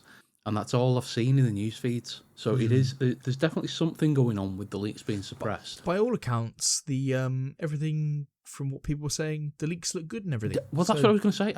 After seeing the leaks, I'm more interested in playing it than I was before. Yeah, like I don't think this is going to do anything bad for Rockstar. Like, and in like 2 days / today or whatever, or tomorrow, whatever the fuck this releases, and whenever the Netflix thing is, they're going to be showing a shitload of this. Yeah. And then from that point, it's all a bit like, well, Nintendo games leak before they come out as well. Like, all right, just don't get the game. Just don't see things, don't put things up. And the latest Plague Tale, I think the full build of it's leaked. You can get it on the internet if you know where to look. But the thing is, nobody gives a fuck, do they? Just say it is something that can happen, but yeah, Nintendo know. Nintendo know. Ocarina of Time will be out before it's released, 1000%. But I mean, there's so much going on with this. It is quite a fascinating watch. Maybe it's because not invested in the game. It's not quite. People compare it to The Last of Us 2 leak, but that was the whole script. And if I were invested properly in this, I would feel like a bit of grief that I might see. So I'd be purposely like actively try and block everything come up on a social media. So if I was invested and I was on social media a lot, I'd be actively trying to do everything I can to not do this, because I don't want to. I don't want to know anything. I want to be surprised. I want to be taken aback. Like, oh my god, this is the most realistic thing I've ever seen in my life. This feels so great. All this stuff. It's a unique situation. People have been waiting on this game since GTA 5 came out, so there is quite a vacuum that's been created because you can pre-order this fucking game, you haven't seen it. Yeah. I can appreciate people being curious about what the fuck it is and what it looks like and how it runs. Yeah. The only thing I want to know is it 60 frames? Is there a performance mode? Well, if you complain loud enough, they might change it. Yeah. And apparently you can patch in a performance mode in 3 days. No. So Simple. Simple. Dead easy. You can target 60. Oh, you can target 60. Sorry. You can target 60. Yes. Yeah. So, just one, because they did mention the Stop Killing Games initiative, they came out and completely disconnected themselves with this. Yeah. There are the devs that are also bringing Rockstar to court over the union busting, who are also against this, but then they've said, please support the game, but also support us in our action against the company. Because they know how a boycott goes. So, yeah, it's one that probably will develop a bit more by the time we're recording next, because we will have seen official looks at the game. We can compare the two and see if it was AI or not. Yeah. I don't think it was. No. And I think we'll know more in a couple of days. We'll be able to see a lot. So, it's pretty cool. So, shall we keep on with the pessimistic fortnight? Benward. Let's go. So, Insomniac Dev comments on the Wolverine backlash after they had their latest trailer, I think it was. So he said on Twitter, I think the wild way this algorithm amplifies and forces negativity upon you has me reconsidering my philosophy on telling devs to look or post here. It's a relentless onslaught that I cannot believe is good for anyone's mental health nor representative. Okay. Yeah, so Insomniac put out their latest trailer for Wolverine, and there was a lot of comparisons I saw between this and the latest Control Resonant kind of trailer and boss battles. Yeah. So I don't think it's gone down particularly well from what I've seen. Now, I actually haven't seen the trailer. I haven't watched it. Have you not? I haven't come across it. No, I haven't seen it. I haven't looked for it. So I'm not really that interested. And I think, it's a lot of what you've been saying about almost the Insomniac fatigue, the superhero fatigue, the Spider-Man fatigue, that stuff. And I'm sure I would enjoy it if I got it. But look, we've been discussing whether we're going to get the game. I mean, you're going through that mental battle at the moment, aren't you? Well, I think if it was just myself, as I was, if I was playing games, I'd just skip it. But in theory, it is going to be one of the biggest releases of the year. It is, yeah. And I think one of us should play it for the podcast. But I'm looking at it and I can't see any way you justify £70 for this title. I know, but at the moment we've got this whirlwind of anti-Sony. We've got this like the anti-disc, the anti-discless protests. We've got the superhero games that kind of all feel the same. Yeah. And we all know that this will be around about a 12-hour game, something like that. And a £70 price tag is quite extortionate. Now, this trailer, supposedly, you guys can explain it a bit more about what goes on, but it's got QTEs, and it's exactly what you'd expect from basically a Spider-Man boss, I would think. Well, that's what I'd be thinking, even without seeing it. But with Spider-Man, if he was fighting a boss like this, he would clamber over him, he'd swing around. Yes, because he'd be all... Yes, multi-dimensional. But with Wolverine being stuck to the ground, you're doing one of those... It's almost like a boss fight from a 2D brawler from the Super Nintendo days. The arm comes down, it waits for a bit, gives you a chance to hack it, take some armor off. Once you do enough damage, it comes back up. You're talking PS2, possibly 360 design. Yeah. Yeah, and I think when directly compared to that Control Resonant boss battle, which the people were doing, which seemed... we saw the trailer for that earlier tonight, and the combat does look pretty good. Yeah, it will look, and it's incredibly varied, and the world allows it to be like that. This probably hasn't got that. Plus, that's just the combat. Sorry, Sambone. No, go. there are segments where you're chasing down enemies and you're just following a red line. Yeah. Like that video that got shared about of the Subway Surfers being dubbed over the top of it. Yeah. It just worked perfectly. There is so much in it, and what little they've shown of cinematics doesn't strike confidence in the story either. And I've complained a lot about Spider-Man 2. Infamously, the scene where Spider-Man gets trapped underneath a fridge. He's a superhero. Yep. What? I keep comparing it to certain storylines where stepsisters get their heads stuck in washing machines. It was farcical. So, like, this is the same game they've made Sunset Overdrive for the Xbox One. Like, you can feel the DNA of Spider-Man in that, and it's just been the same game every generation. People get bored eventually. Yeah, and these types of games have to have a narrative that carries it and has to have interesting combat that you don't mind getting very, very repetitive. Now, Spider-Man had the swinging in Spider-Man was always fun to do as the interlude and traversal. So that was the bit that struck me about this, because I think the trailer that we saw back in SGF, it was that close combat area, and I looked at that and I thought, you know what, that could actually be quite fun. There's a lot of gore there. Putting away the fucking self-healing suits and all that kind of shit and all the stuff that went on there. But with the new trailer that was released, the kind of overriding thought in my brain was, this is Spider-Man with the fun bits removed. Yeah. Because the swinging, when you saw the chase scenes, when you saw the stuff when he went into the world and he was moving across, yes, they've done some stuff on like the power jumps and, you know, kind of advanced parkour type stuff.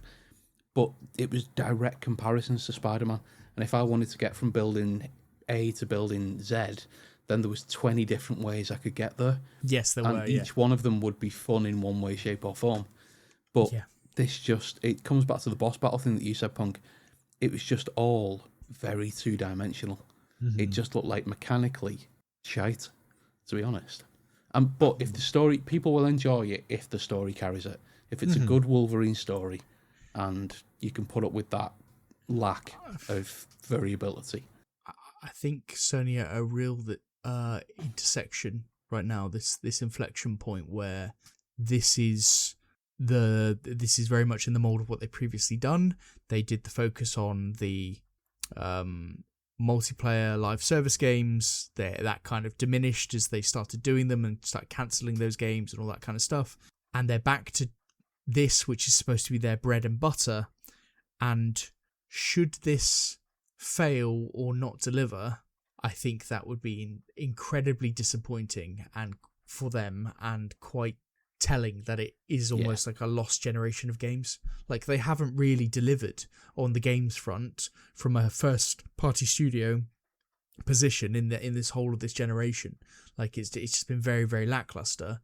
And they've got this, and they've got another God of War game, which is very God of War, but just not with Kratos. Mm-hmm. And it just seems like that's a misstep waiting to happen as well. I don't know where they go from here. Like, and you know what, this will get 90s. I think that's the 90s. Worst of it, but you're expecting those 90s now because it is what it is. A game reviewer's going to get this. They're not going to have to pay £70 for it. They're going to be finished it in 10 hours. Yeah, they'll say lovely length game. Yeah, lovely length game. I can get me platinum. Ooh, isn't that lovely? Yeah. And it comes in and it's a Sony game and it's got a nice narrative to it. And they'll go, yep, that's got 9 out of 10 written all over it. Don't really need to think. Just write my review. I can play it for 3 hours and write my review and put a 9 on it. That's ultimately it. They can finish it, but essentially after the first 3 hours, they can write their review and be done with it. Yeah. Yeah. But I just we find ourselves in a position where there are a lot of games coming out in September. You do have to be cautious with what you spend money on, and at the moment it's not looking like the most appealing title of September. It's not, but we looked during our Splatoon stream, didn't we, and discussed that week when it releases, there is a window for it. Like, I know we like to buy a lot of games, and a lot of people don't buy all the games here and there, but even if you are I'm going to buy most of the games that come out, there is that actually like that week and a half, 2 week window that it releases that actually you could get Wolverine in and done, and will appeal to a certain demographic of people that aren't the PlayStation faithful that have been wanting this game and will go after this game. Could work well. I mean, it could be a nice palate cleanser between bigger games. But it's just a £70. We're saying 12 hour. I assume we don't know. Yeah, it could be. We don't know. But let's just, it's about a £70. I'll be honest though, anything more than 10 hours of what we saw in that trailer, and you way. If you want to play a Marvel game that nobody's fucking played, yep, Midnight Suns. It'll have. Yep, yeah. Play Midnight Suns. It's like a £5 and it's 70 hours. It's 70 hours of absolute joy. Play that game. Right. Well, this section I've only included for our superfan, Mag, because the ex-PlayStation boss, Shuhei Yoshida, backs the discless future, but he admits the used market will be hit in 2028 when they stop making discs. Of course. So you're welcome, Mag. You asked for this. I'm delivering. Now, this bollocks has never bought a game in his life. He has never had to go, can I really afford that? No, people throw codes at him. Of course you're all digital. You've never bought a game in your life, I'd imagine. They say, oh, here's my game. Please speak about it on Twitter so more people may actually buy it. So he's never had to take a fucking stack of games into CEX in the hopes that they might be worth enough for something newer you may want. So I don't give a fuck what he thinks about the digital future. Just for clarity, we're talking about Yoshida or Mag? I can't recall. I kind of blended the two in my head. I was all right. Fair. I was just checking because it all flowed into good one clarification. conversation. I was just, I liked it. It's nice. Yeah, good. So, as well as all this physical media, the boycott against it has officially started. Is it happening? Yeah, it's happening, Sambone. Blown completely out of the fucking water because of the Call of Duty Modern Warfare 4 beta going on. Because that's how you show people, we love PlayStation. We love PlayStation so much we're going to play an Xbox game during the fucking boycott. The thing is, I'll do a boycott until there's something that I want to do that is never boycott. You don't have the stones. No, but I'll be like, oh, do you want to do a boycott? Well, yeah, and as long as I don't have to do anything. Oh, but you can't play your game. I know, but I'll do that. Right. So you're not going to boycott? No, absolutely not. I kind of think you do it. You just do it the way the French do it. Nobody's going to do it. When they protest, the protest right. If they don't want physical media, you go to your local CEX, you buy fucking the best of ABBA, you buy fucking Steps, Super Hits, whatever fucking CDs are 10p in bargain bins, you get thousands of discs. You fill up lorries full of them and you dump them on the front door of Sony headquarters, wherever the fuck that is. Proper protest. Set fire to them. You have to set fire to them. Yeah. Don't forget. I was trying to avoid that. That was going to happen. I just didn't want to say it out loud. The French, every protest they set fire to shit, they love it. They get shit done. Yeah, fucking hell. They win Champions Leagues and they set fire to shit. The French are fucking campaign champions of the world. If they don't like shit, they get shit sorted. Win shit, set shit on fire. Lose shit, set shit on fire. It's a good system. Paris looks the same whether France win or lose. What, just on fire? Yeah. Yeah, good. It's candlelight. It's lovely. Sets the mood. So, while this has all been going on, PlayStation thought it was the perfect time to kickstart a new ad campaign showcasing their 4 exclusive games for the console at the moment on loop, on repeats. And they decided to email everybody in the UK. This Sambo, is weird. You may have seen this in the Games Bunker. I did, yes. Yeah, it's a fucking odd one. So they wanted to dumb down all the lawyer speak for the general thumbing idiot of their consumer base. The software is licensed to you, not sold. You are granted a limited, non-exclusive, non-transferable, and personal license to play or use the software for your private, non-commercial use on the system or device it was intended for. Now, every company under the sun has the same laws. Yep. They don't email you about it while there's a boycott going on and there's a lot of bad press, and even the fucking YouTubers seem to be turning against you. But the email was just a huge fuck off terms of reference. Yeah. Mm-hmm. Yeah. And like I got it personally, and like when you get that, you're like, am I in trouble? Yeah, this seems directly addressed to me. Yeah, I've done been something caught? to earn I this. have, yes. Well, the immediate response to this was the thing on, the thing I've not seen for years, which is the old, if buying isn't owning, then piracy isn't stealing. Yeah, it's got very popular again for some reason. Yes, that's been all over everywhere. Been a lot of satyrs cropping up in the Pirate Bay recently.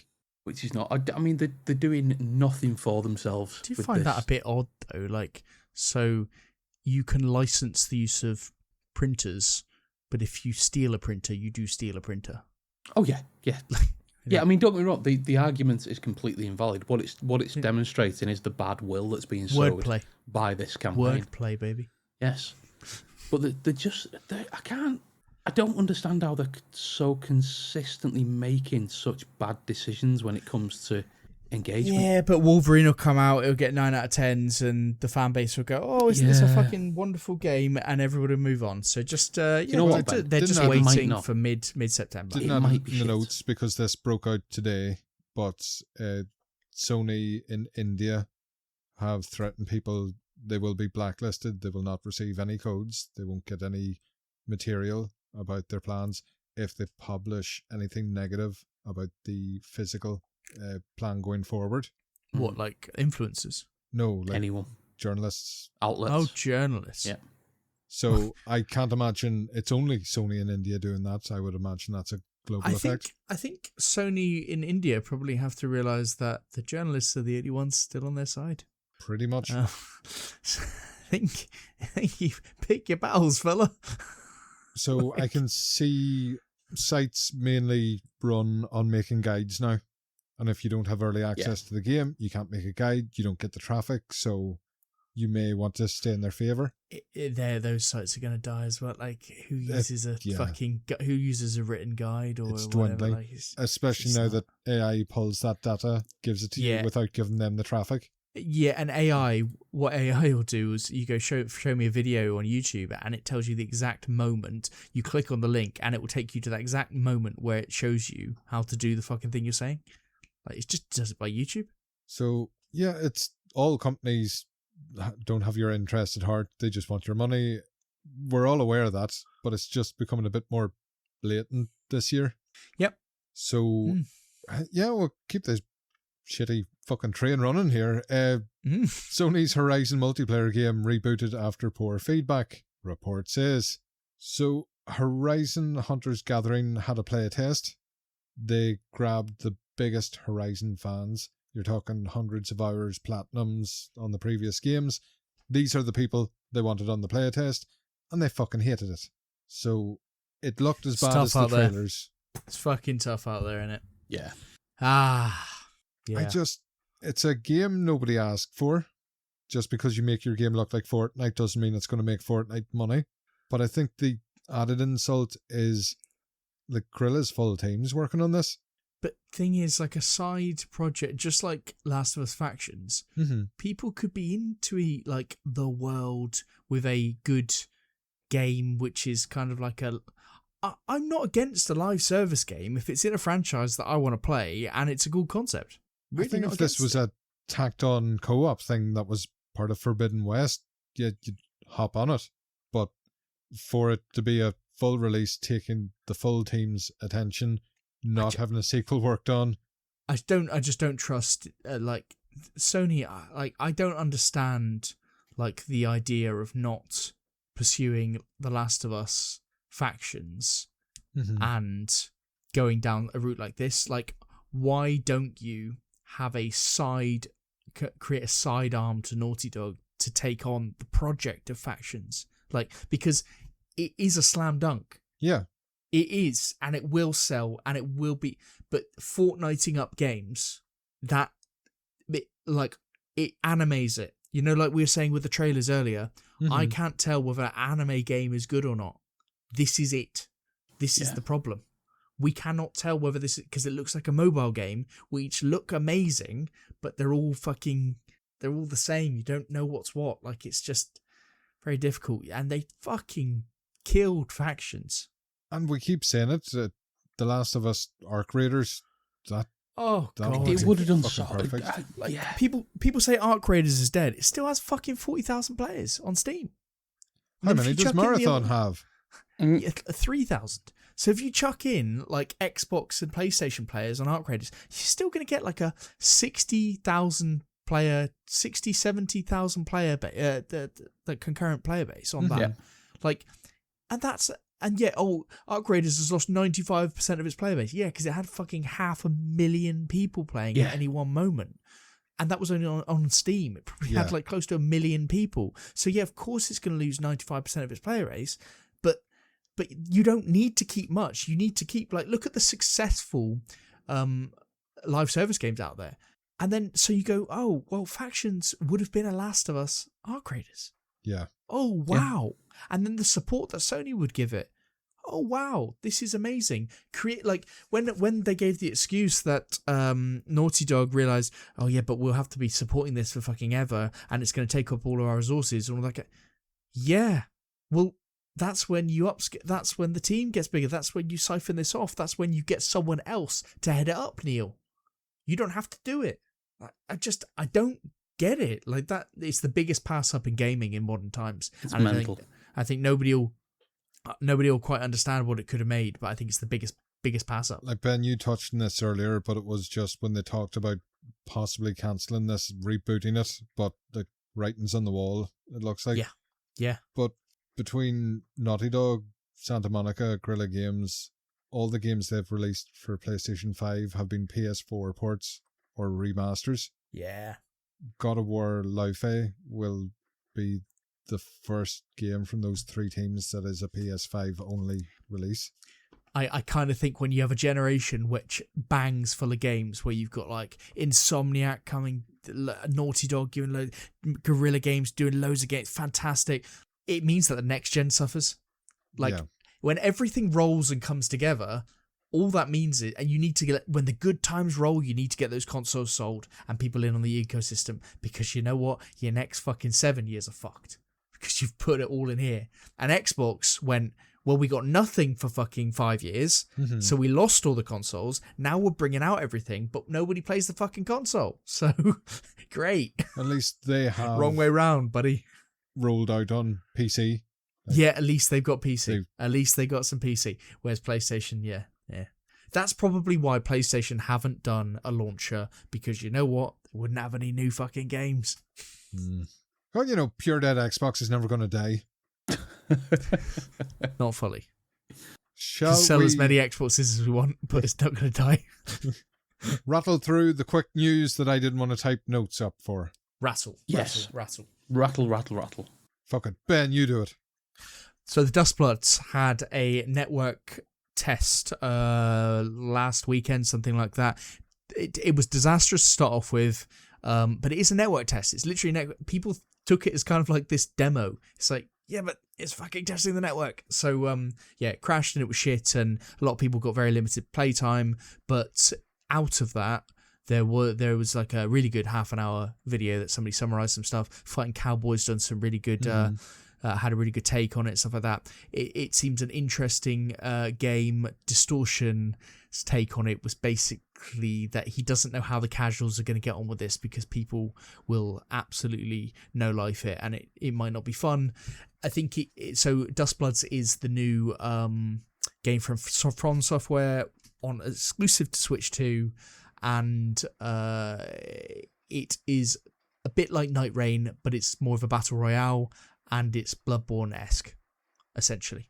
Couple of rounds, and people get knocked out as you go through, and you end up, if you're in the final 3, having like a battle to the death. And there could be various different final forms, but that's kind of what happens.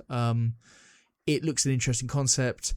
FromSoft are back at it again with the multiplayer games like they did Night Rain previously. I'm sure they're going to go to a single player game after this, but interesting game for Switch 2 to get. I'm sure will do very well, but the longevity of which probably I would think, has a similar lifespan to Night Rain from what we're seeing. Sambone, this next one is you written all over it. Yes, Black Myth Zhong Kuei gets a 15-minute trailer out of the blue. Wasn't expecting this to come, but fuck, this trailer looked good. How the fuck do we get this? We haven't seen a bit of GTA. No. No, we've not. I don't know. This just kind of popped up, and then all of a sudden there's a load of stories around it. And I think the big surprise was it seems to be much further along than anyone expected, because the 15-minute trailer was pretty much all gameplay and all very coherent gameplay. The combat looks like it's taking what Black Myth did and just adding to it, and the world and everything else looked as great as Black Myth did. So, yeah, really good trailer. Great to see. I personally am massively excited for it because you guys know what I felt about Black Myth. Oh, yeah. So, yeah. So after that, Call of Duty Modern Warfare 4 is coming to the Switch too, but it will be a coconut box going by reports. It won't be a key card or cartridge. So free up that SD card. Yeah. It's going to be a big old install. Next one was Moon Studios head says Ori 3 rumours are nonsense. And also, Nate the Hate is a ballbag. He didn't say that, though. Punk said that. It's in the link. It's an official link. So, yeah. Next, I assume Nate the Hate said that there was going to be an Ori 3. Yeah. Okay, fine. Next, we had Blood of the Dawnwalkers console mode will top out at 40 FPS with no 60 FPS option. Oh, hang on. No, 3 days later, we've got a targeted 60 FPS performance Hurrah. mode. Even reading the statement that came with this, they were working on a 60 frames mode. It's not going to be ready for launch. Yeah. They're not adding it until after the reviews are out. Yeah. Don't know if ignore us, we've done it. And by the way, we've now re-updated the trailer that we released to have the 60 FPS mode in it, so you can all see it. Glorious. Glorious. Absolutely glorious. Good guys. So this one was a bit of soap opera drama. Saber Interactive CEO responds to claims that a writer was replaced with AI. This was a real catfight in social media. I fucking loved it. I loved it. Oh, so good. There was even points where he pretended not to remember the writer's name. I know. It's so good. AI would be honest. It's so good. I missed this completely. It's almost like I wish I could replace her with AI. Yeah. Yes, you do. Fuck. So he has since come out and apologized for the statement, and I think they had to add the Don't AI apologise. tag to their game on Steam, the taxi driving one. Don't apologise. Never apologise. It just makes you look going. weak. Keep going. I loved it. I love, when this response was, because basically she has come out and with some scathing comments and saying that she was ultimately replaced by AI on this game, right? Mm-hmm. And he effectively said, "Who is she?" And then said, "If we win an award for the game, somebody is going to go up on stage and collect it." He kind of said that AI is being used, but almost words to the effect of, "I wish I could have replaced it with AI," and said at least AI would be honest. I loved it because, people have this fucking robotic response to all of this stuff. Like, you don't know what's gone on between the two of them. She might have been a cunt. He might have been a cunt. They both might have been cunts. Like, it doesn't make you not a cunt because you've been fired and you say, "Oh no, I got fired." Just like it doesn't make you not a cunt if you're a CEO and you act and you say, "Oh yes, no, this is unfortunate," and say all the right things. So this is just people reacting publicly in a way like this, and I think it's refreshing, personally. And we'll end with rumours of the limited edition transparent green Xbox Series X. They're saying it might cost $900 when it releases. This is a leak, but wouldn't fucking shock me. No. Not with the prices we've seen today for the ROG Ally OLED. Yes, did not include those. They were also spicy. $1,300. Yes. Yeah. Is that more than you were expecting? I think for same spec new screen, possibly. But What we is did the? say What's the? Is £800 for a? for base? And that's like $1,100. Yeah, but is it? Are we? And that's what we don't know at the minute. Is that going to be dollar pounds, or is that going to be actual dollars? Oh, we don't know how the pricing is going to translate. You mean? Yeah, we don't know what okay. the international pricing is going to be. We don't know what our price will be. Yeah, if it's a straight currency trade, then yeah, it's probably back in the reasonable category again. especially given the rises we've seen for everything else. Because we did say in the last episode, the Rogue Ally has because that's ducked. £952. Yeah. And given the other one was 800, if it does do that, which it probably doesn't, like you're saying, you're making a valid point there. But if it is a direct conversion for $1,300, that's a pretty good fucking price. Yes, that's not bad. Yeah. But if it is what we've seen with other things, where it's pretty much just a swap of the currency sign at the end, then the ROG Ally Xbox ROG Ally X wasn't. Okay. Let me just check that in the background as we move on. Nearly sure it was $1,000 US, 800 for us. Was it? Could be making it up. Who knows? Might it's a be all right podcast. Might not be. I mean, it's still ridiculous, but relative to what we're seeing elsewhere, standard price was $1,000, and it was £800. So that is a translation. Okay. Cool. All right. So it might be somewhere in the 1100 region. Kind of unless we get the price increase just before it comes out. Oh, unless we get the price increase before it comes out. Yes. $1,000 in pounds, just to rubber stamp this conversion. Right, it's gone is full 732. Okay, so we are slightly more expensive than the converted American value. So but you would expect maybe ours would be £1,000. Which, given the hardware price increases that we've seen anyway, plus the OLED screen, because they have not had a hardware price increase. They've not shifted. Yeah. So all in all, the ROG Xbox Ally X is still a fantastic handheld to get, and the screen is marginally larger, I think, because they've got rid of the bezels slightly, and it's an OLED. Mm-hmm. I'd love to see. I wonder. That screen is annoyingly slightly small, though. Of the Ally X versus the Steam machine. Well, listener, while they talk, what I've been playing since the last 2 weeks, I finished the fuck out of Halo, went heroic, went back for more, blew off the cobwebs, died a lot, loved it. Beautiful. Still, good for you. Yeah, great for me. I was so happy with myself and my sprawled out Phantom Man. It is a good time. It is a good time. Oh, there no other word for it, but there was definitely a flow. Once you played it again for long enough, everything came back, and you just I flew through the second half of the game. Nice. And apart from that, I've been playing Splatoon Raiders with Ben. I tried to wean myself off it with Farming Simulator Fields of Mystria. I mentioned it last time we recorded, but I barely scratched it. Got well into it, but I enjoy the farming, I enjoy the fishing, I enjoy finding things, putting them in the museum and building things. The town it's set in is far too fucking twee for my tastes. Everybody loves you. And when you walk into town and you can see people together having a conversation, if you go up and talk to them, you can listen to their conversation and they're just talking about how brilliant you are.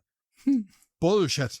You're this drifter that appeared out of nowhere, you stole a farm, you've took all this land, you're selling potatoes, tomatoes at outrageous prices back to them, and they think you're a fucking hero. I think I need an edgier farming simulator. I may design one. So, I am enjoying it. There are just a few things. You improve the town, and all that seems to involve is running around chopping down trees for an eternity, because you need hundreds of parts for the thing. But apart from that, really good farming simulator. It does a thing where if you walk into the shop any time of the day, doesn't matter who's about, you can still buy things from a menu, and that should be in every life sim, because Marnie, Stardew Valley, if she fucked off out of the shop, which she was wont to do, the hussy, it is amazing when you say food for that your should be in every cows. life sim. Yeah. That feature should be in every life sim. It should. It would save me a lot of annoyance, Ben, and I am surrounded by fucking annoyances. Not such a life sim that you need life to be simulated. I need to escape life into a life simulator, a more Fair pleasant enough. life simulator. The better. Cunt. So, what are you two playing? Well, I was playing Splatoon Raiders with you. Yeah, I was a lot more fond of you then. Yeah. We did a video. That was good. That was great. We did and some you more got prep. that video of you finishing the game. So, for those who aren't aware or those who are aware, at the end game, you have something called the bottomless pit, and then at level 100 of that bottomless pit, you I think, face a final boss. Punk's already done. Punk's like level minus 250 or something. Like he's a madman. 270. He's an absolute. He's a machine. He's a machine. He's a warrior. Whereas I, when I played with Punk originally in multiplayer, we got to like the last level, which is level 97 to 99, the last level before the final boss, and so I got my single player version of me up to that as well. So I am in the penultimate level. And then we spent a video prepping me, getting some upgrades, getting loads of stuff, and then I spent about 5 hours going through and getting the final skill points for myself, getting myself all ready and raring to go. And then I thought I'll just give a little attempt at doing the final level again, which I was struggling with, and I thought, you know what, I'll do a nice video for that, and then I could do the final level and final boss, and that would be a nice completion story. But it's really fucking difficult. I'm having a nightmare.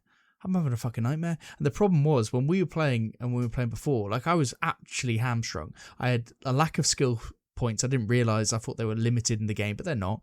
I had loads of skill points that I could get to upgrade. Loads of good stuff like health and damage and all this kind of shit. I did max up my weapon, and then I've still got loads of room for my gadgets to improve, but I haven't got the gems. I've got very limited source to get those things, and so I'm pretty much at the level that I'm going to be to finish this game, to actually get the final end game boss done. And either it's a gun DPS issue or probably a skill issue, but I am struggling. So I will persevere and I will try and get it done. But tough out there, guys. So yeah. The next game I've been playing is Restory Chill Electronics Repair. So we mentioned this a few times now. It's a lovely kind of nice, almost charming little game where you run a repair shop. Various people come to you and you repair their items, and these are all nostalgic items. They're called different names, but they're like a Tamagotchi or a Game Boy or a PlayStation or an Atari or an Atari controller, an Xbox controller, all these types of things. And the kind of the way the game runs is pretty simple. You clean, you solder, repair items, you order new parts for broken parts, you put these items together again, you earn money, you buy licenses for new products so you can repair different products, and all the time you're being given new orders that you can fulfill via your computer, or story beats where people come to you, main characters in the story, and they give you items to repair, and it's just rinse and repeat, and you do this again and again. And there is an initial focus in the game where you're working towards what's called the competition in the game, where you are rebuilding these items but with no prompts, because usually you have a prompt of like the order that things go in, but you have to build them with no prompts, and if you make an error, you have to start again, you have to do it to time and all this kind of nonsense. So yeah, that's a thing. So I've done a few of those. I'm a champion repairer. And I would say, like, initially starting this game, it is quite addictive, and I really enjoyed, like, the first 4 hours I played pretty much in a sitting. And it's lovely, and it is quite casual, and you don't have to do the story. You can just build up your cash and all that kind of stuff if you wanted. And as I said, it is a nostalgic hit, but it is pretty repetitive. And they do quite a bit to kind of overcome that, because the stories that develop in the game, I think, probably are quite interesting, but I don't remember any of them. I don't know these people's fucking names. I don't remember what was going on in their lives. I don't think it's that complicated. I just don't remember. So you weren't invested fully. I just didn't give a shit. Or at all.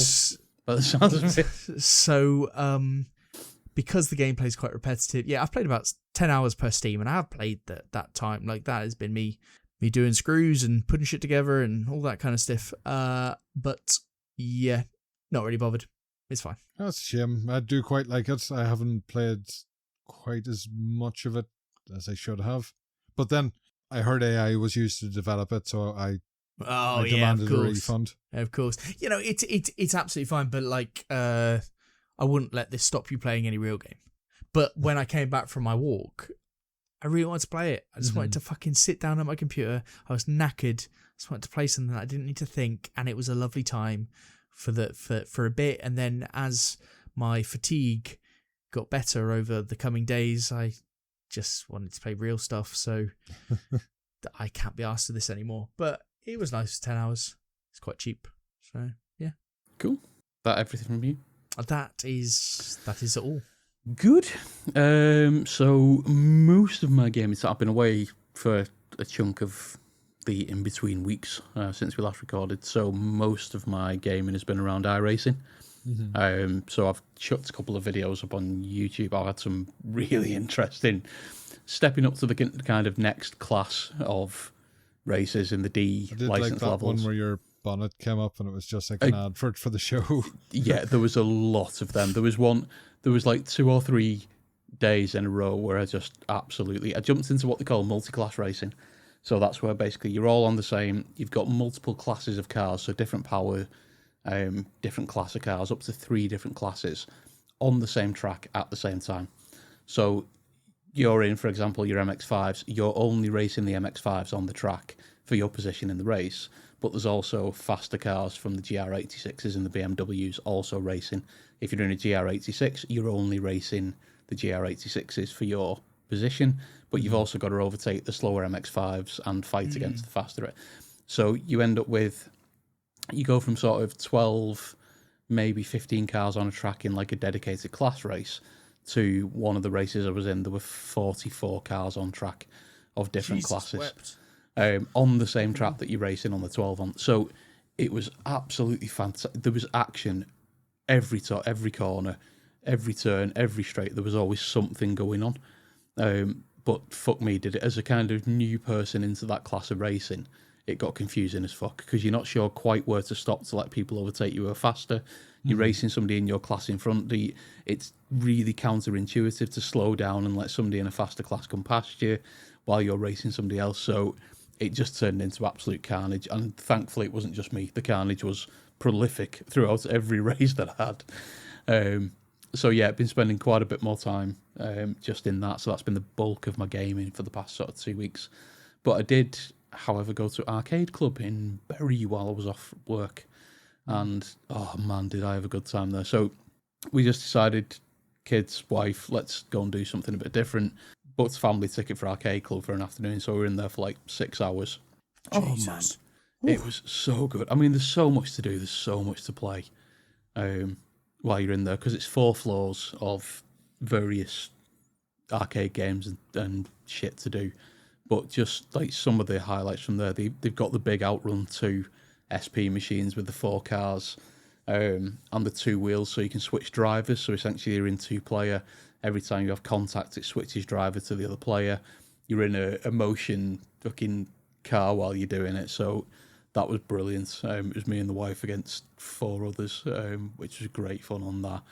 Got on the original Sega Rally because they've got that there. Playing some absolute classic. We spent about 45-50 minutes playing track and field. You were kind enough to put a list here, but I'm not seeing Time Crisis. I did play Time Crisis. So Time Crisis and House of the Dead.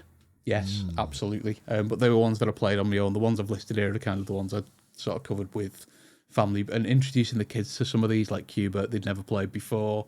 And Kids and House of the Dead. Don't look at the game, just shoot. Yes, don't look, just shoot. Don't look.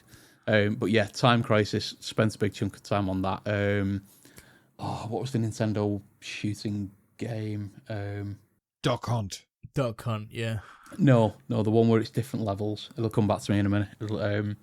But yeah, the shooting games. You're not thinking like Point Blank or something? Point Blank, that was it. Point Blank and Point Blank 2. They've got the 2 machines right next to each other.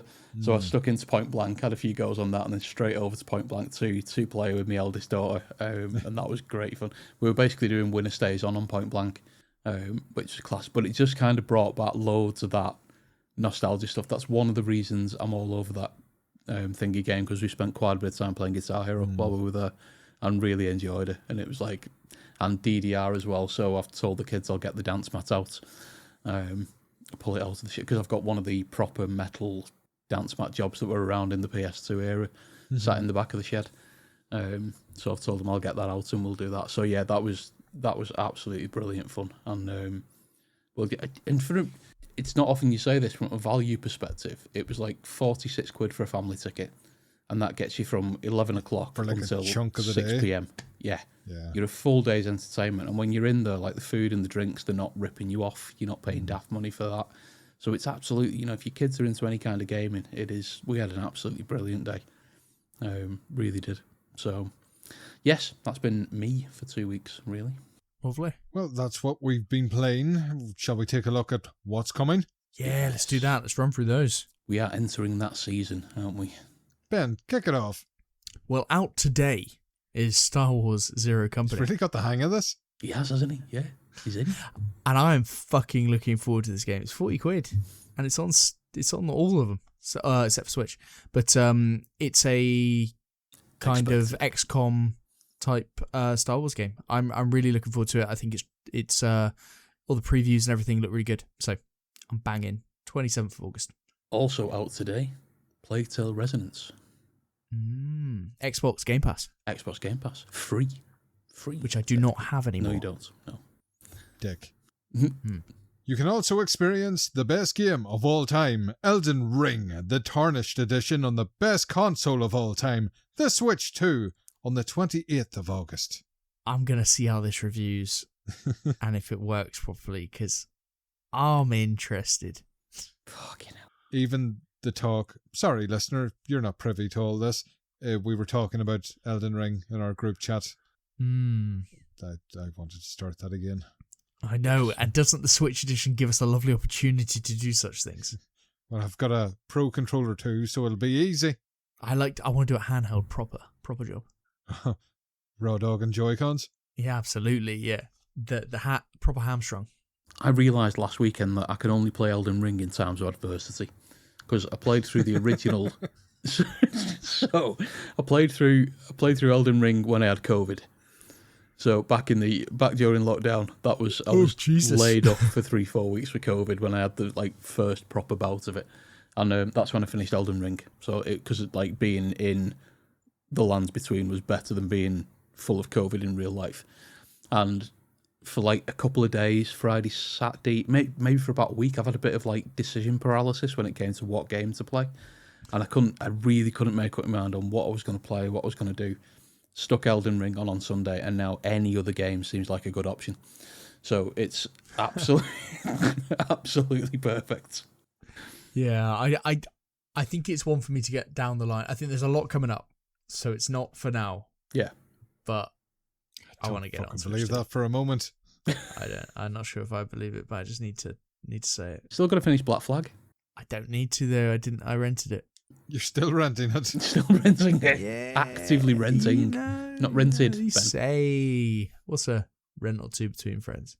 Hello. Moonlighter 2 There we go. gets its full release on all platforms 2nd of September.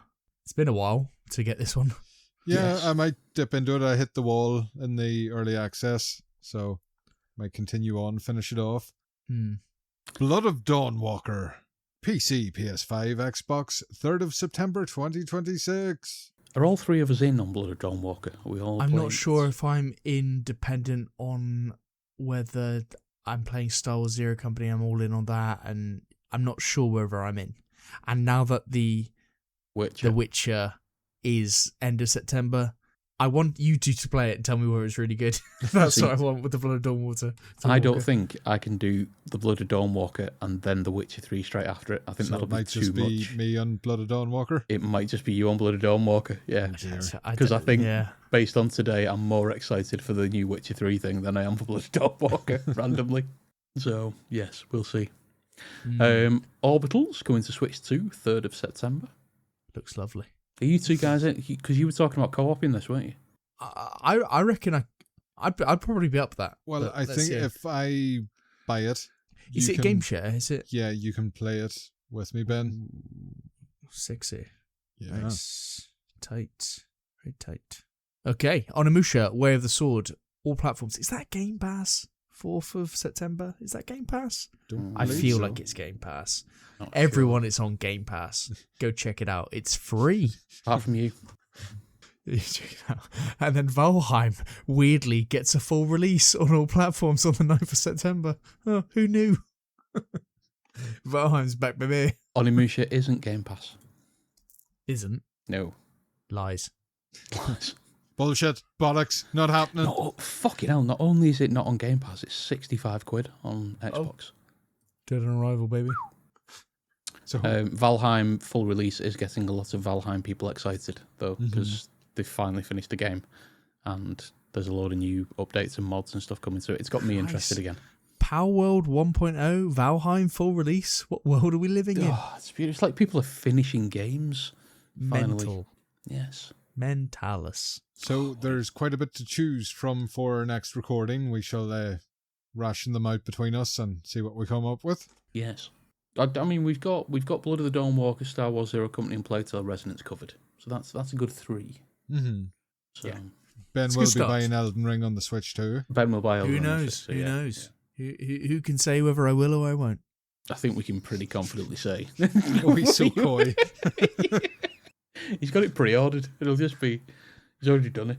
So, did have a feature planned for this fortnight, but I think I'm going to save it for when I've got a bit more vinegar in the tank. Yeah, very nice. Yeah. It requires a bit of bile that Geoff has robbed from me this evening. Bit of venom. Yeah, okay. So, shall we call that an episode? Let's call it an Let's call it an episode. episode. Let's Yes. do it. It's And called. If you are listening to this on the Thursday, well done us. So, yes, thanks everybody for listening, for those that contacted us. Always appreciated, even if Sambone will ignore you when the mood suits. I reserve the right to be selective. Okay, I'll let that sit. Yep. Bunker Hunk, Grumpy Gamer Ben, thank you so much for a full evening full of your face. Yeah, it's been a full ass evening, so yeah, Yeah. lovely. Bunker Drunk, as you devoured pizza and chugged an entire bottle of Iron Brew. I saw the empty. Yes. Sandbone Solo, I love you. What a beautiful evening it has been. What a beautiful evening. How else would you spend your time? It's not as if some of us have incredibly beautiful brides they could have spent time with instead of Wastefully. That's the only other way. nerds. Geoff Keighley and his shiny suit. We love His Geoff. sneakers. Do love Geoff. And I have been your bunker punk, deadbeat punk. Gamescom. And we have been the Games Bunker.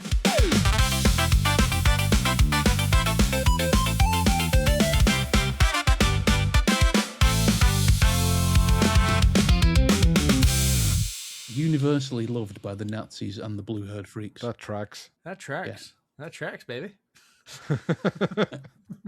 Oh no, that I forgot to stop recording. Oh dear. That's not...